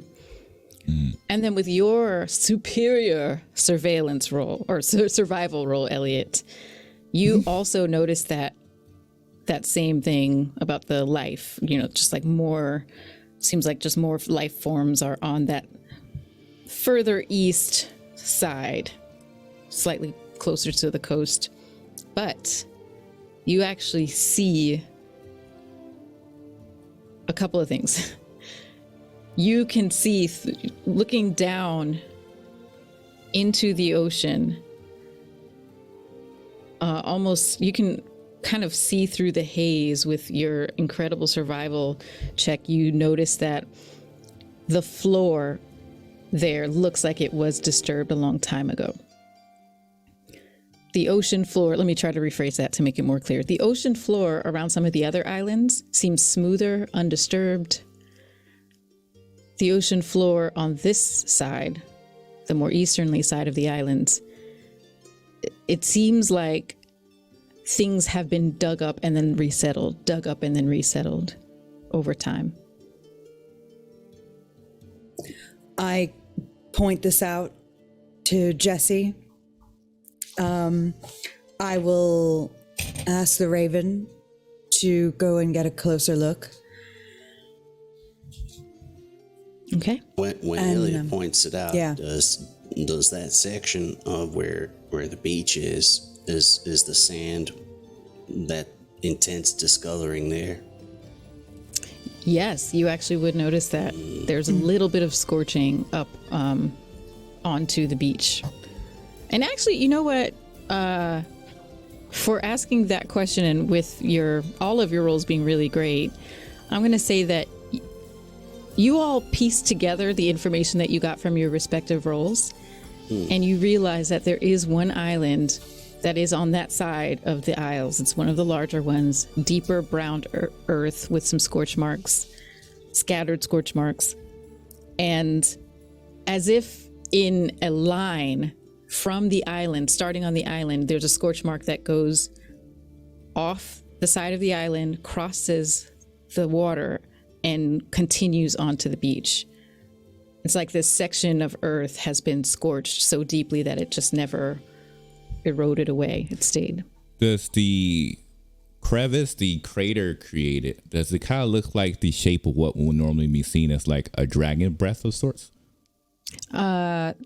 Sorry, the crater? Or the indentation, that path that's falling. Oh, it's not an indentation. It's just scorch marks. Oh, so gotcha. it's like, it's kind of like, if you imagine what it looks like from your view, now that you notice it, is that it's the sand or the earth there is made of some other like darker material, like obsidian, perhaps, like the way that a lava flow would create black sand. That's what it looks like. There's a section of like black sand. Okay, so it's not actually like an indentation, like something was like drove through, like a flame breath. It's actually just like, okay, that makes sense. Gotcha. Okay. Latreia will look towards. Sorry, who was the archivist behind us writing? Lucretia. Lucretia, yes. She's a tiefling historian, archivist. Yeah. He will look towards her and say, do you speak other languages besides Common? I do. Why? Common is hard. What else do you speak? Oh, and she switches to Infernal. Do you understand Infernal? She is like, and you just hear her saying all these like,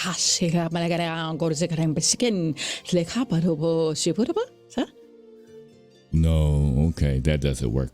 okay. Well, and he'll point out the path to see if that may cause like a recollection in her mind. Like, does this sound familiar. Yeah.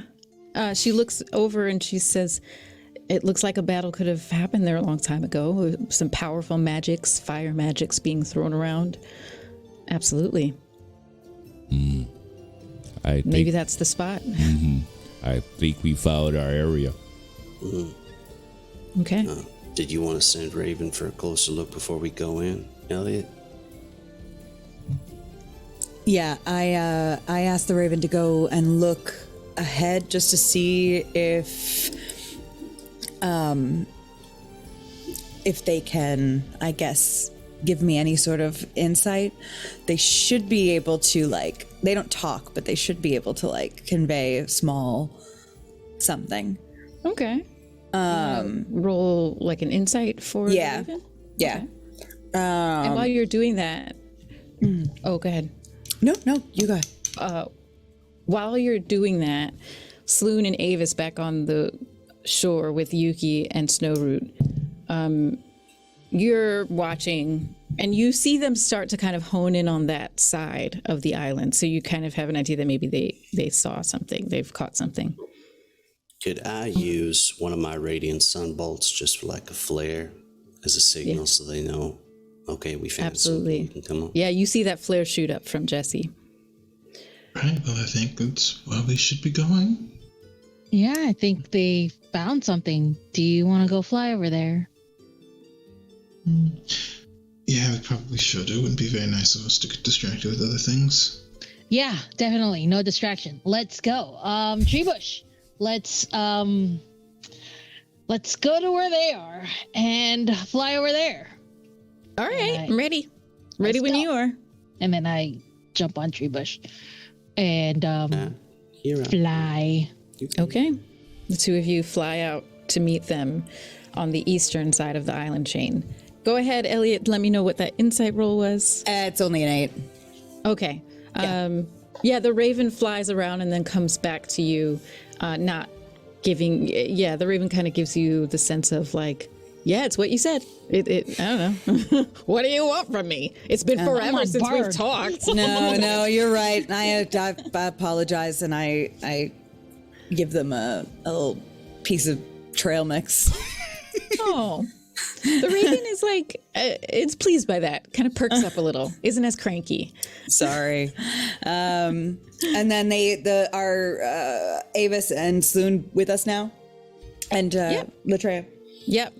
By the time the Raven comes back, everyone is back in the air, congregating, kind of probably all hovering together. There's something wrong with the ocean floor over here. You see it? I see. Signs. I think that's where we need to go. Okay. Latreia will look down towards Snowroot. It says, Snowroot, take care of Lucretia. And then Latreia would just hop off. Like, wee! There's ocean. There's ocean, right? And then there's ocean floor, whatever. Yeah. We might have to go under the water. Did anyone pack water breathing? I mean, I always have my my cloak of manta ray. So what I'm gonna do is I'm gonna change and put it on, and I'll be like, "See you guys later. Peace out," and then just jump. Follows. Wee! Okay. Please make sure that nothing reckless happens out here. Okay, I can swim underwater. I can't like hold my breath and breathe underwater, but I can get under there and just accompany Sloon. And Treebush says, "Oh, I'm definitely going with Sloon." And the two dragons both just kind of nosedive into the water behind Sloon. Okay, and then Latreia, you jumped into the water as well? Oh, yes. Okay. Do you have any? You're just gonna swim. You're not gonna. You don't have any like breathing apparatus, right? Oh no, they just have really large lungs. So. Would we be able to do a slight rewind? Yeah, sure. Could we have bought some potions of water breathing? Oh yeah. No. Yes. That is. I legitimately, as a player, thought that Avis had water breathing, but now I remember Manuela cast. You got it from, you got it from, was it your grandmother? It was either grandmother or it was Eloa, one of the two. I think it was, it doesn't matter. But yes, you got it from a different character. That's true.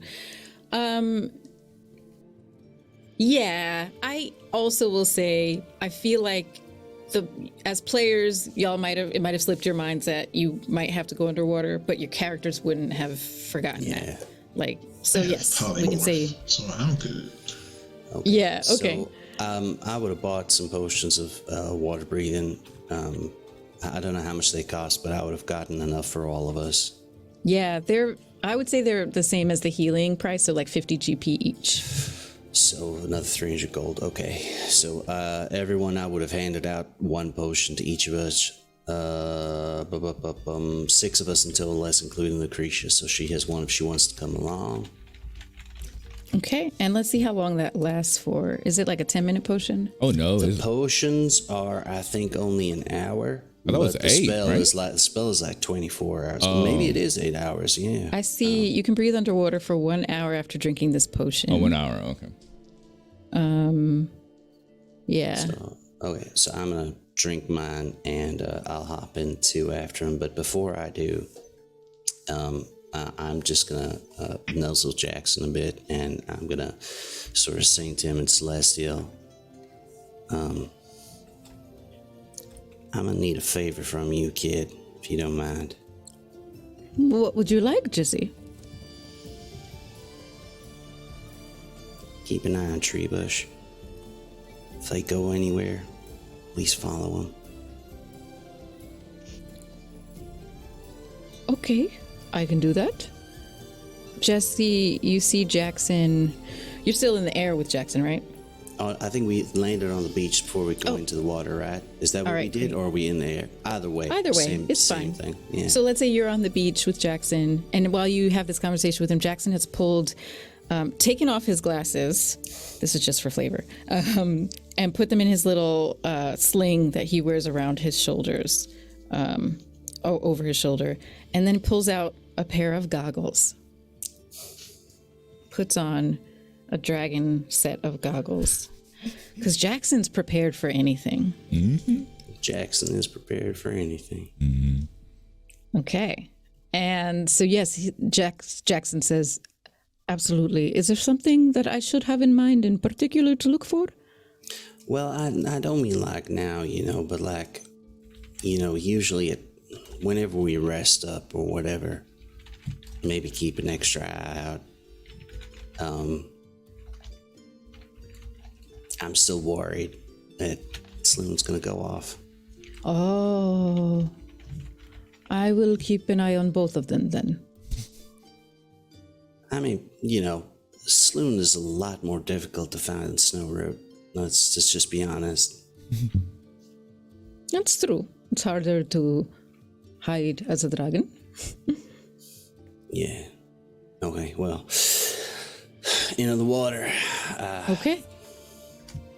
All right. So now that you have these potions of healing, we know that Avis has polymorph. The dragons can dive and swim, and they have pretty strong lungs, so they can do that for a little while without having to come back up. Everyone seems to be covered for underwater diving. So is everyone going to dive? Mm-hmm. All right. Dive. Aw. Wait, sorry. Big sperm whale. What did you say? You turn into a what? A Sperm whale? Okay. Just FYI, you're going to be... How big are sperm whales? Let's see. They're huge, right? They're not. Yeah. They're not even large. They're huge creatures. That's like gargantuan creatures. Oh, okay. A large male may grow to more than 60 feet. Are you thinking 60 feet? Probably, sure. I was thinking they were bigger than that. So actually, I think that's doable. What do you? You are like 5 times the size of your dragons. You're huge. You all see Avis polymorph into this huge sperm whale. And Are you still on the beach when you do that? No, in the water. Okay, you like kind of slip either into the water rotate. and then like roll up. That's what I was I imagining. cast the spell in the water.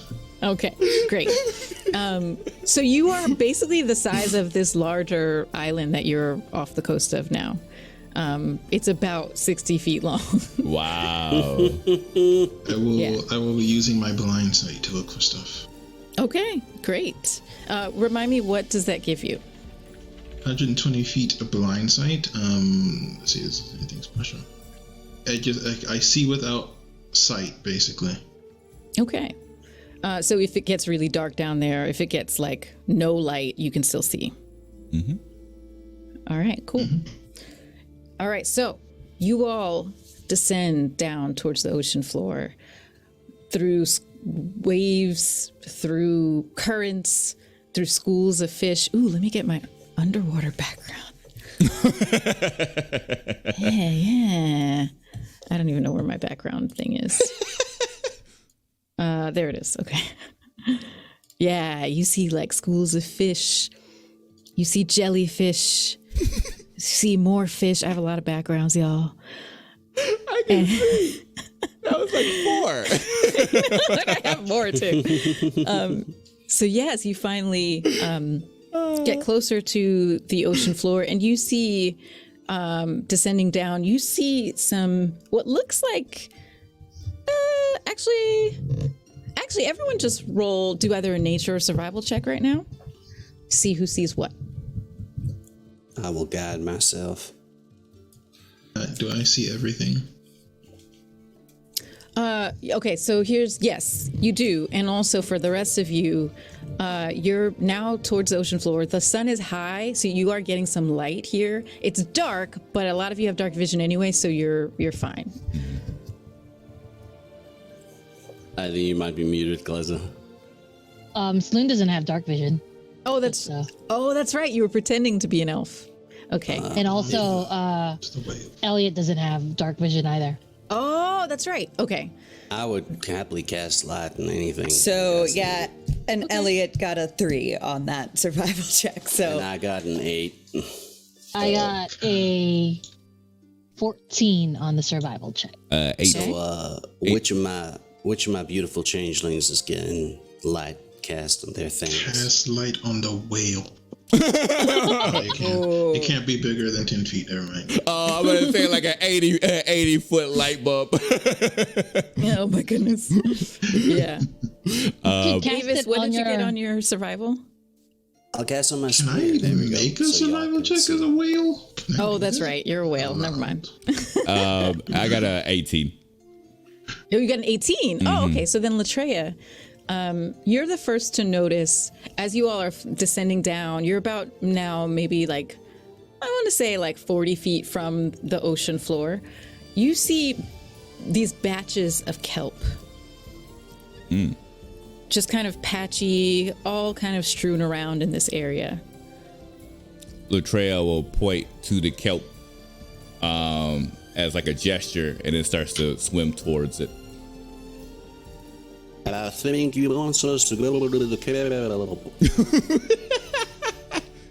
And I just realized something, Latreia. Since you actually rolled so high on that, you deserve more information about this kelp because it's a survival check.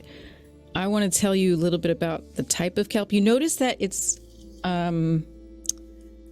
it does, hold on.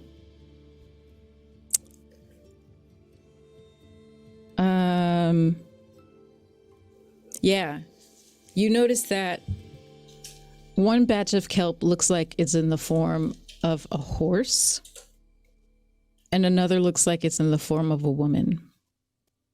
And then the rest of the kelp patches kind of look like patches of kelp.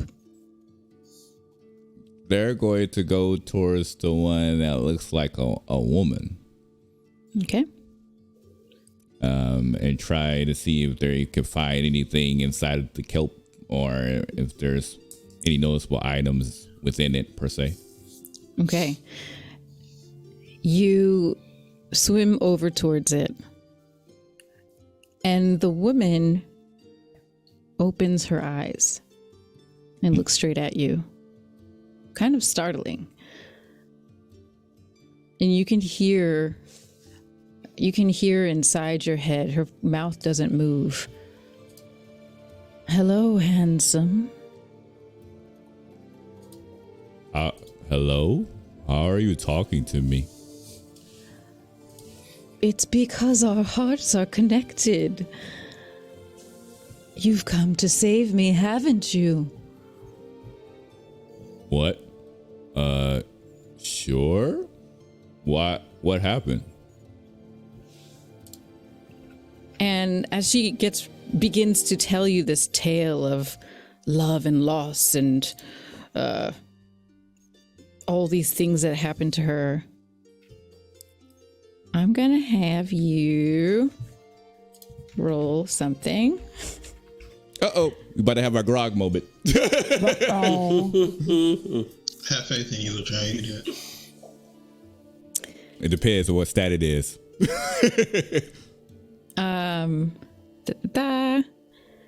You will need to make a wisdom saving throw. Okay. I was hoping for. All right. Here we go for that. All right, I'm going to use lucky for that because that was a horrible roll. Absolute garbage. Much better. Okay. I would take that 19, so that would be a 22. Okay. You feel this, whatever it is, woman kelp thing start to try to draw you in, both with magic. You feel like she's trying to cast a spell on you, but also literally with her kelp appendages just start to reach out slowly towards you and wrap around your arms and your legs. And you're able to just shake her off. But if that spell had worked, you would have just been literally putty in her hands. What are you doing? What do you mean? I've waited all this time for you to be here with me. I just want to hold you close. You don't even know me. Like, you never even came to the forest before. Why would you want to? You don't know me. You don't know me. I barely know her. I love how practical Trey is. He's like, we just met. Get a grip, lady. Yeah. Latreia just stranger dangered. Yeah. The rest of you, I'll say the rest of you notice that this is happening, especially when this kelp thing reaches out and wraps itself around Latreia's limbs. I eat her. No. Can you eat her, you said? You're not a... You're gonna, I mean, here's the thing. You're a sperm whale, so your dex, what are your, I don't even know your stats. I'm guessing your dex is not super high. But also sperm whales do they eat? Oh, well, maybe they do. Sure they eat. I got a bite attack that says I can swallow people. So I don't... Yeah. People. I would like, as soon as I see those kelp arms coming out at Latreia, I would like to cast my Fey presence and try to frighten it away. Okay. So it's a wisdom saving throw. Okay. DC 16. All right, 1 second.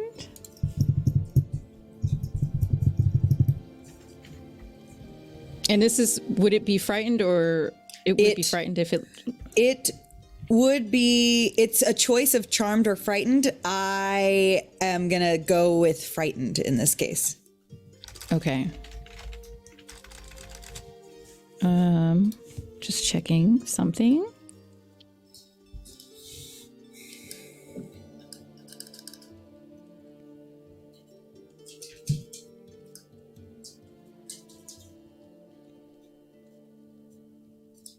Yeah, okay. I don't see, I thought maybe it had some type of resistance to being charmed, but I don't see that.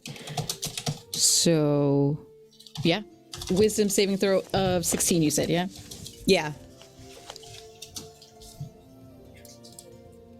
Okay. That was low plus... No, yeah. No, it did not. They don't pass it? No. All right, great. So what happens is Elliot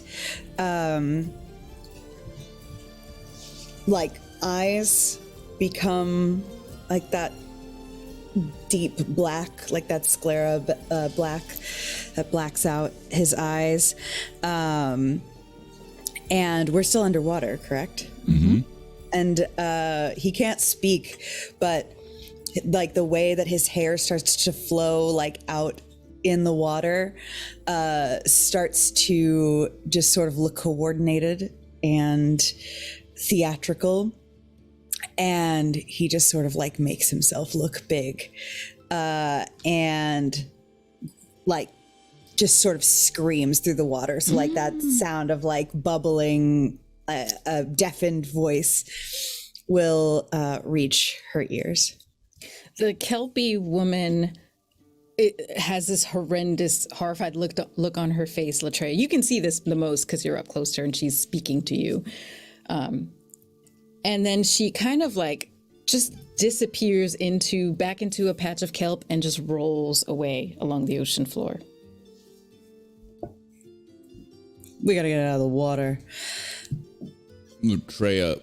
We can't speak underneath water, right? Oh yeah. Can we talk with water breathing, or just breathing underwater? I think you might be able to with the spell thing there. Potion of water breathing. That, you know what? That I feel like let's just make this a DM decision because looking it up is going to take time. So, I'm going to say that you can communicate simply with each other. You're not going to be able to have long conversations, but a few words, hand signals, absolutely. Latreia will look over and says, "She said she loves me. I never met her." That's right. When you love someone, it is a prerequisite that they have at least met you. Okay, so I was right there. That's, yes, correct. Good. Okay. Good call. Could I use my divine sense, please? Mm-hmm. So 60-foot radius, it lets me know the presence of, because it's a bit different for every paladin. What do I get? Okay. As an action, I can detect good and evil. Until the end of my next turn, I can sense anything affected by the Hallow spell or know the location of any celestial fiend or undead within 60 feet that is not behind total cover. Okay. Mm-hmm. So yeah, how long does that last? It is kind of like a pulse, and then I know. So it's not continuous, but it is a 60-foot radius. Okay. So in that pulse of your divine sense, you're not picking up anything. You don't pick up anything. Okay. So that creature is out of that radius? What you said, it wasn't one of those that you said. Okay. You said so, celestial fiend. It wasn't any of those. okay. All right. Well, I'm going to swim up to that location where that creature was and just kind of like poke into the sand a bit around the area to see if I feel anything. Okay. Latreia, did you want to? Oh yeah, because Latreia, that was his primary goal, was to investigate that location. So after they would have transpired, they would have continued to search around to see if they could find any noticeable things of noticeable value. Yeah. All right. So everyone, do an investigation check for wherever you are on the ocean floor. And can I do a sleight of hand check? okay. Well, what are you trying to do? I send it as a message to you. Oh. Okay. Uh-oh. Secrets. It's the All last right. one. Yep. I see. Go ahead have and do given that. her ideas. I'm rolling like dirt for these things. That's only a 9.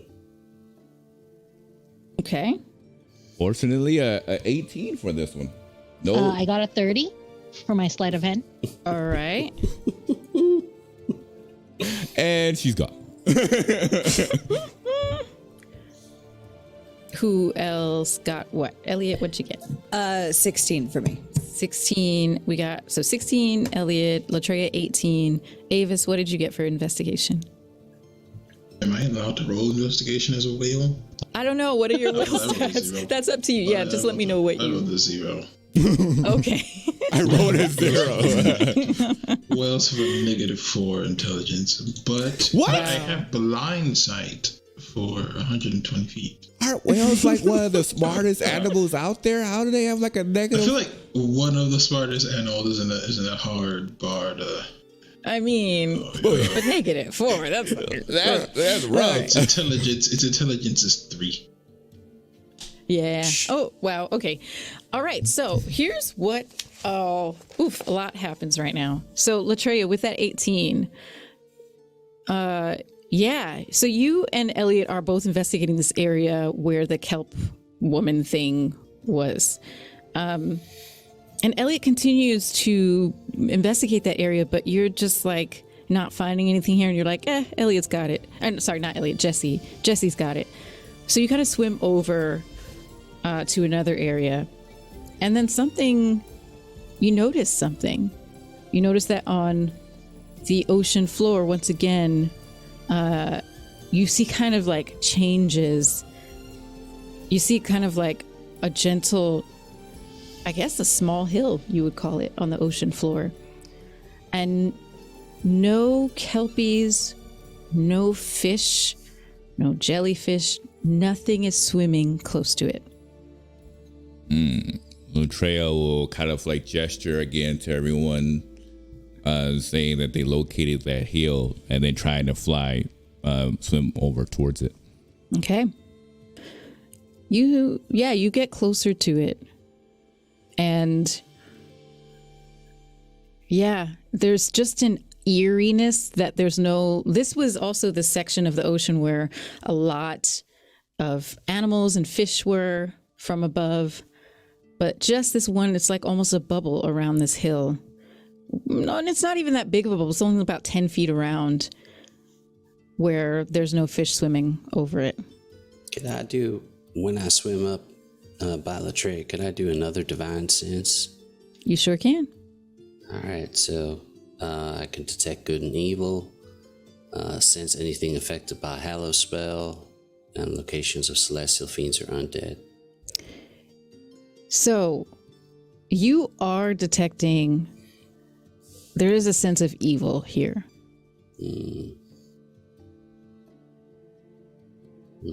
You don't see anything. You don't know what it might be or where exactly it might be, but you just sense it in this area. So we can do sort of basic communication. Our giant whale friend, I'm going to kind of like tap on Avis. Avis. And kind of do this to hope that he understands, stop being a whale.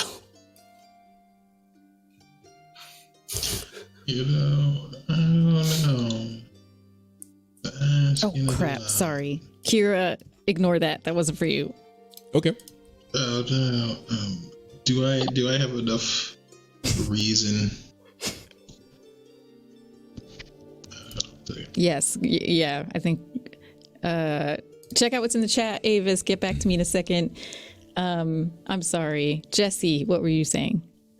I'm just trying to get Avis to not be a whale anymore because I want Avis to use some of his amazing magic. Oh, okay. But I didn't know if giving the gestures to Avis is going to actually help Wavis understand what I mean. Well, am okay. I smart enough to end magic on myself? Yeah. If you what? Sorry? To end the spell on myself? You can. So, alright, I guess I'll end polymorph. Okay. Yeah, so I just turn back. I did buy potions of water breathing for everyone, so you can kind of down yours if you need it. We could communicate. Can you see magic there? I will cast. Do I have that spell? I don't think I have that spell anymore. You have No, to detect magic. Take magic. I don't have detect magic anymore. No, I have other spells. No. It's probably magical though. Yeah. Latreia just shrugs and they just heads on to the hill. Like, Okay. you know, Latreia's not going to be like, oh, what is this? She's like, oh, okay, we're good. Oh, I'll cast Identify on it. I can do that. So there is magic on it. I will know what it is. What are you casting it on? The hill? Yeah, I just touch it. Cast Identify. It is a mound of seafloor, sand, rocks, shells, dirt. That's what you're touching, so that's what you get. If you want to stick your hand in and see if you feel anything, then you can cast Identify on that, or Nah, I think that's enough for good. okay. Yeah, so Latreia just dives into the hill and starts to dig around and see if they could be able to find anything. Okay. Latreia, yes, you stick your arm down into the hill and you get like elbow deep and something grabs your wrist. Grabs it? Yes, grabs. And you go ahead and you're strong, so go ahead and do your strength check to see if you can pull out of this. Okay. Is this a straight check or a straight saving throw?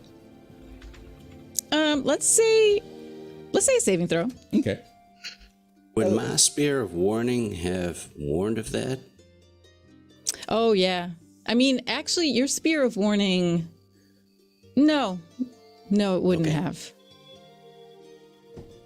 Now it is. It's like, warning! Once the grab happens, but before that, no. Yeah, so that's a good 26. So you pull a sea zombie straight out of the hill. He just like flicks the forehead of the zombie, like, what are you? Around you all on this hill, you see hands, undead hands start to reach up. Now, Jesse, your divine sense will be like, undead here. But they were undercover. They were under the ground. So you weren't detecting it before. So you see several of them all around you start to reach up. We cut away to not too far from here. Maybe they probably would have gotten a few 100 feet away by now. An invisible, can't see it, but an invisible Treebush and Sloon. Yep. As you're swimming away, an illusion of Avis appears next to you. Uh-huh. Avis, what does this illusion say? Well, if you're seeing this message, I assume that you have taken it upon yourself to travel or to leave or to do something equally as foolish as that, but I have no interest in preventing you from doing as you please. That would ruin everything and honestly would stop you from being you. So if you're going to do this, at least make sure to return. It would be quite unbecoming for me to have to kill a bunch of people because you didn't come back. Sloon smiles and continues swimming with Treebush pointed in the direction. Great. We cut back to the hill of sea zombies rising up. By any chance, with Jackson being a druid and everything, does he have detect magic or see invisibility or anything like that? Ooh, I don't think he has those spells yet. He's very low level. Let me check. Why? What would you like? What are you trying to do? So, I'm not trying to stop her at all, but I just wanted Jackson not to let them go alone. Oh, that's right, because So if he Jackson could was keep keeping an an eye. eye on. He should go with him. That was all. You know what? Really quickly, It's detect magic, I think, is level 1. I actually just rolled a really high perception check for Jackson, Jackson was told to keep an eye on both of them. Yeah. So he probably was watching when that happened. And so I'll say that Jackson also swam off to follow. Now, as for the seeing invisibility, we'll address that in a second. We'll talk. But back on the sea zombie hill, you have 5 undead who have now pulled themselves out of the earth and are coming after you all. So we're at the end of our session. So rather than have you roll initiative now and get into a combat, we will pick this up next week. I had a feeling it was coming. You're welcome. I had a feeling it was coming. I had a feeling. So, Oh no. oh no. So, thank you all for coming by and watching this session. We hope you enjoyed it. Next episode is the penultimate episode of season 1. Excite. And can I announce our guests for next week, or should we wait till a little later? Let's wait. Yeah, let's wait till a little later. All right. So we have a special surprise coming out relatively soon. So if you want to find out who may be coming in the near future, make sure to follow our Twitter at the Cookout TTRPG to see who may be showing up in the near future. So with that said, we're going to go ahead and film our after show, which you could be able to see if you join us on our Patreon. Again, all of the funds go straight to the cast. And we look forward to see you all next week for episode 25 of Lords of Faerun. But until then, farewell for now.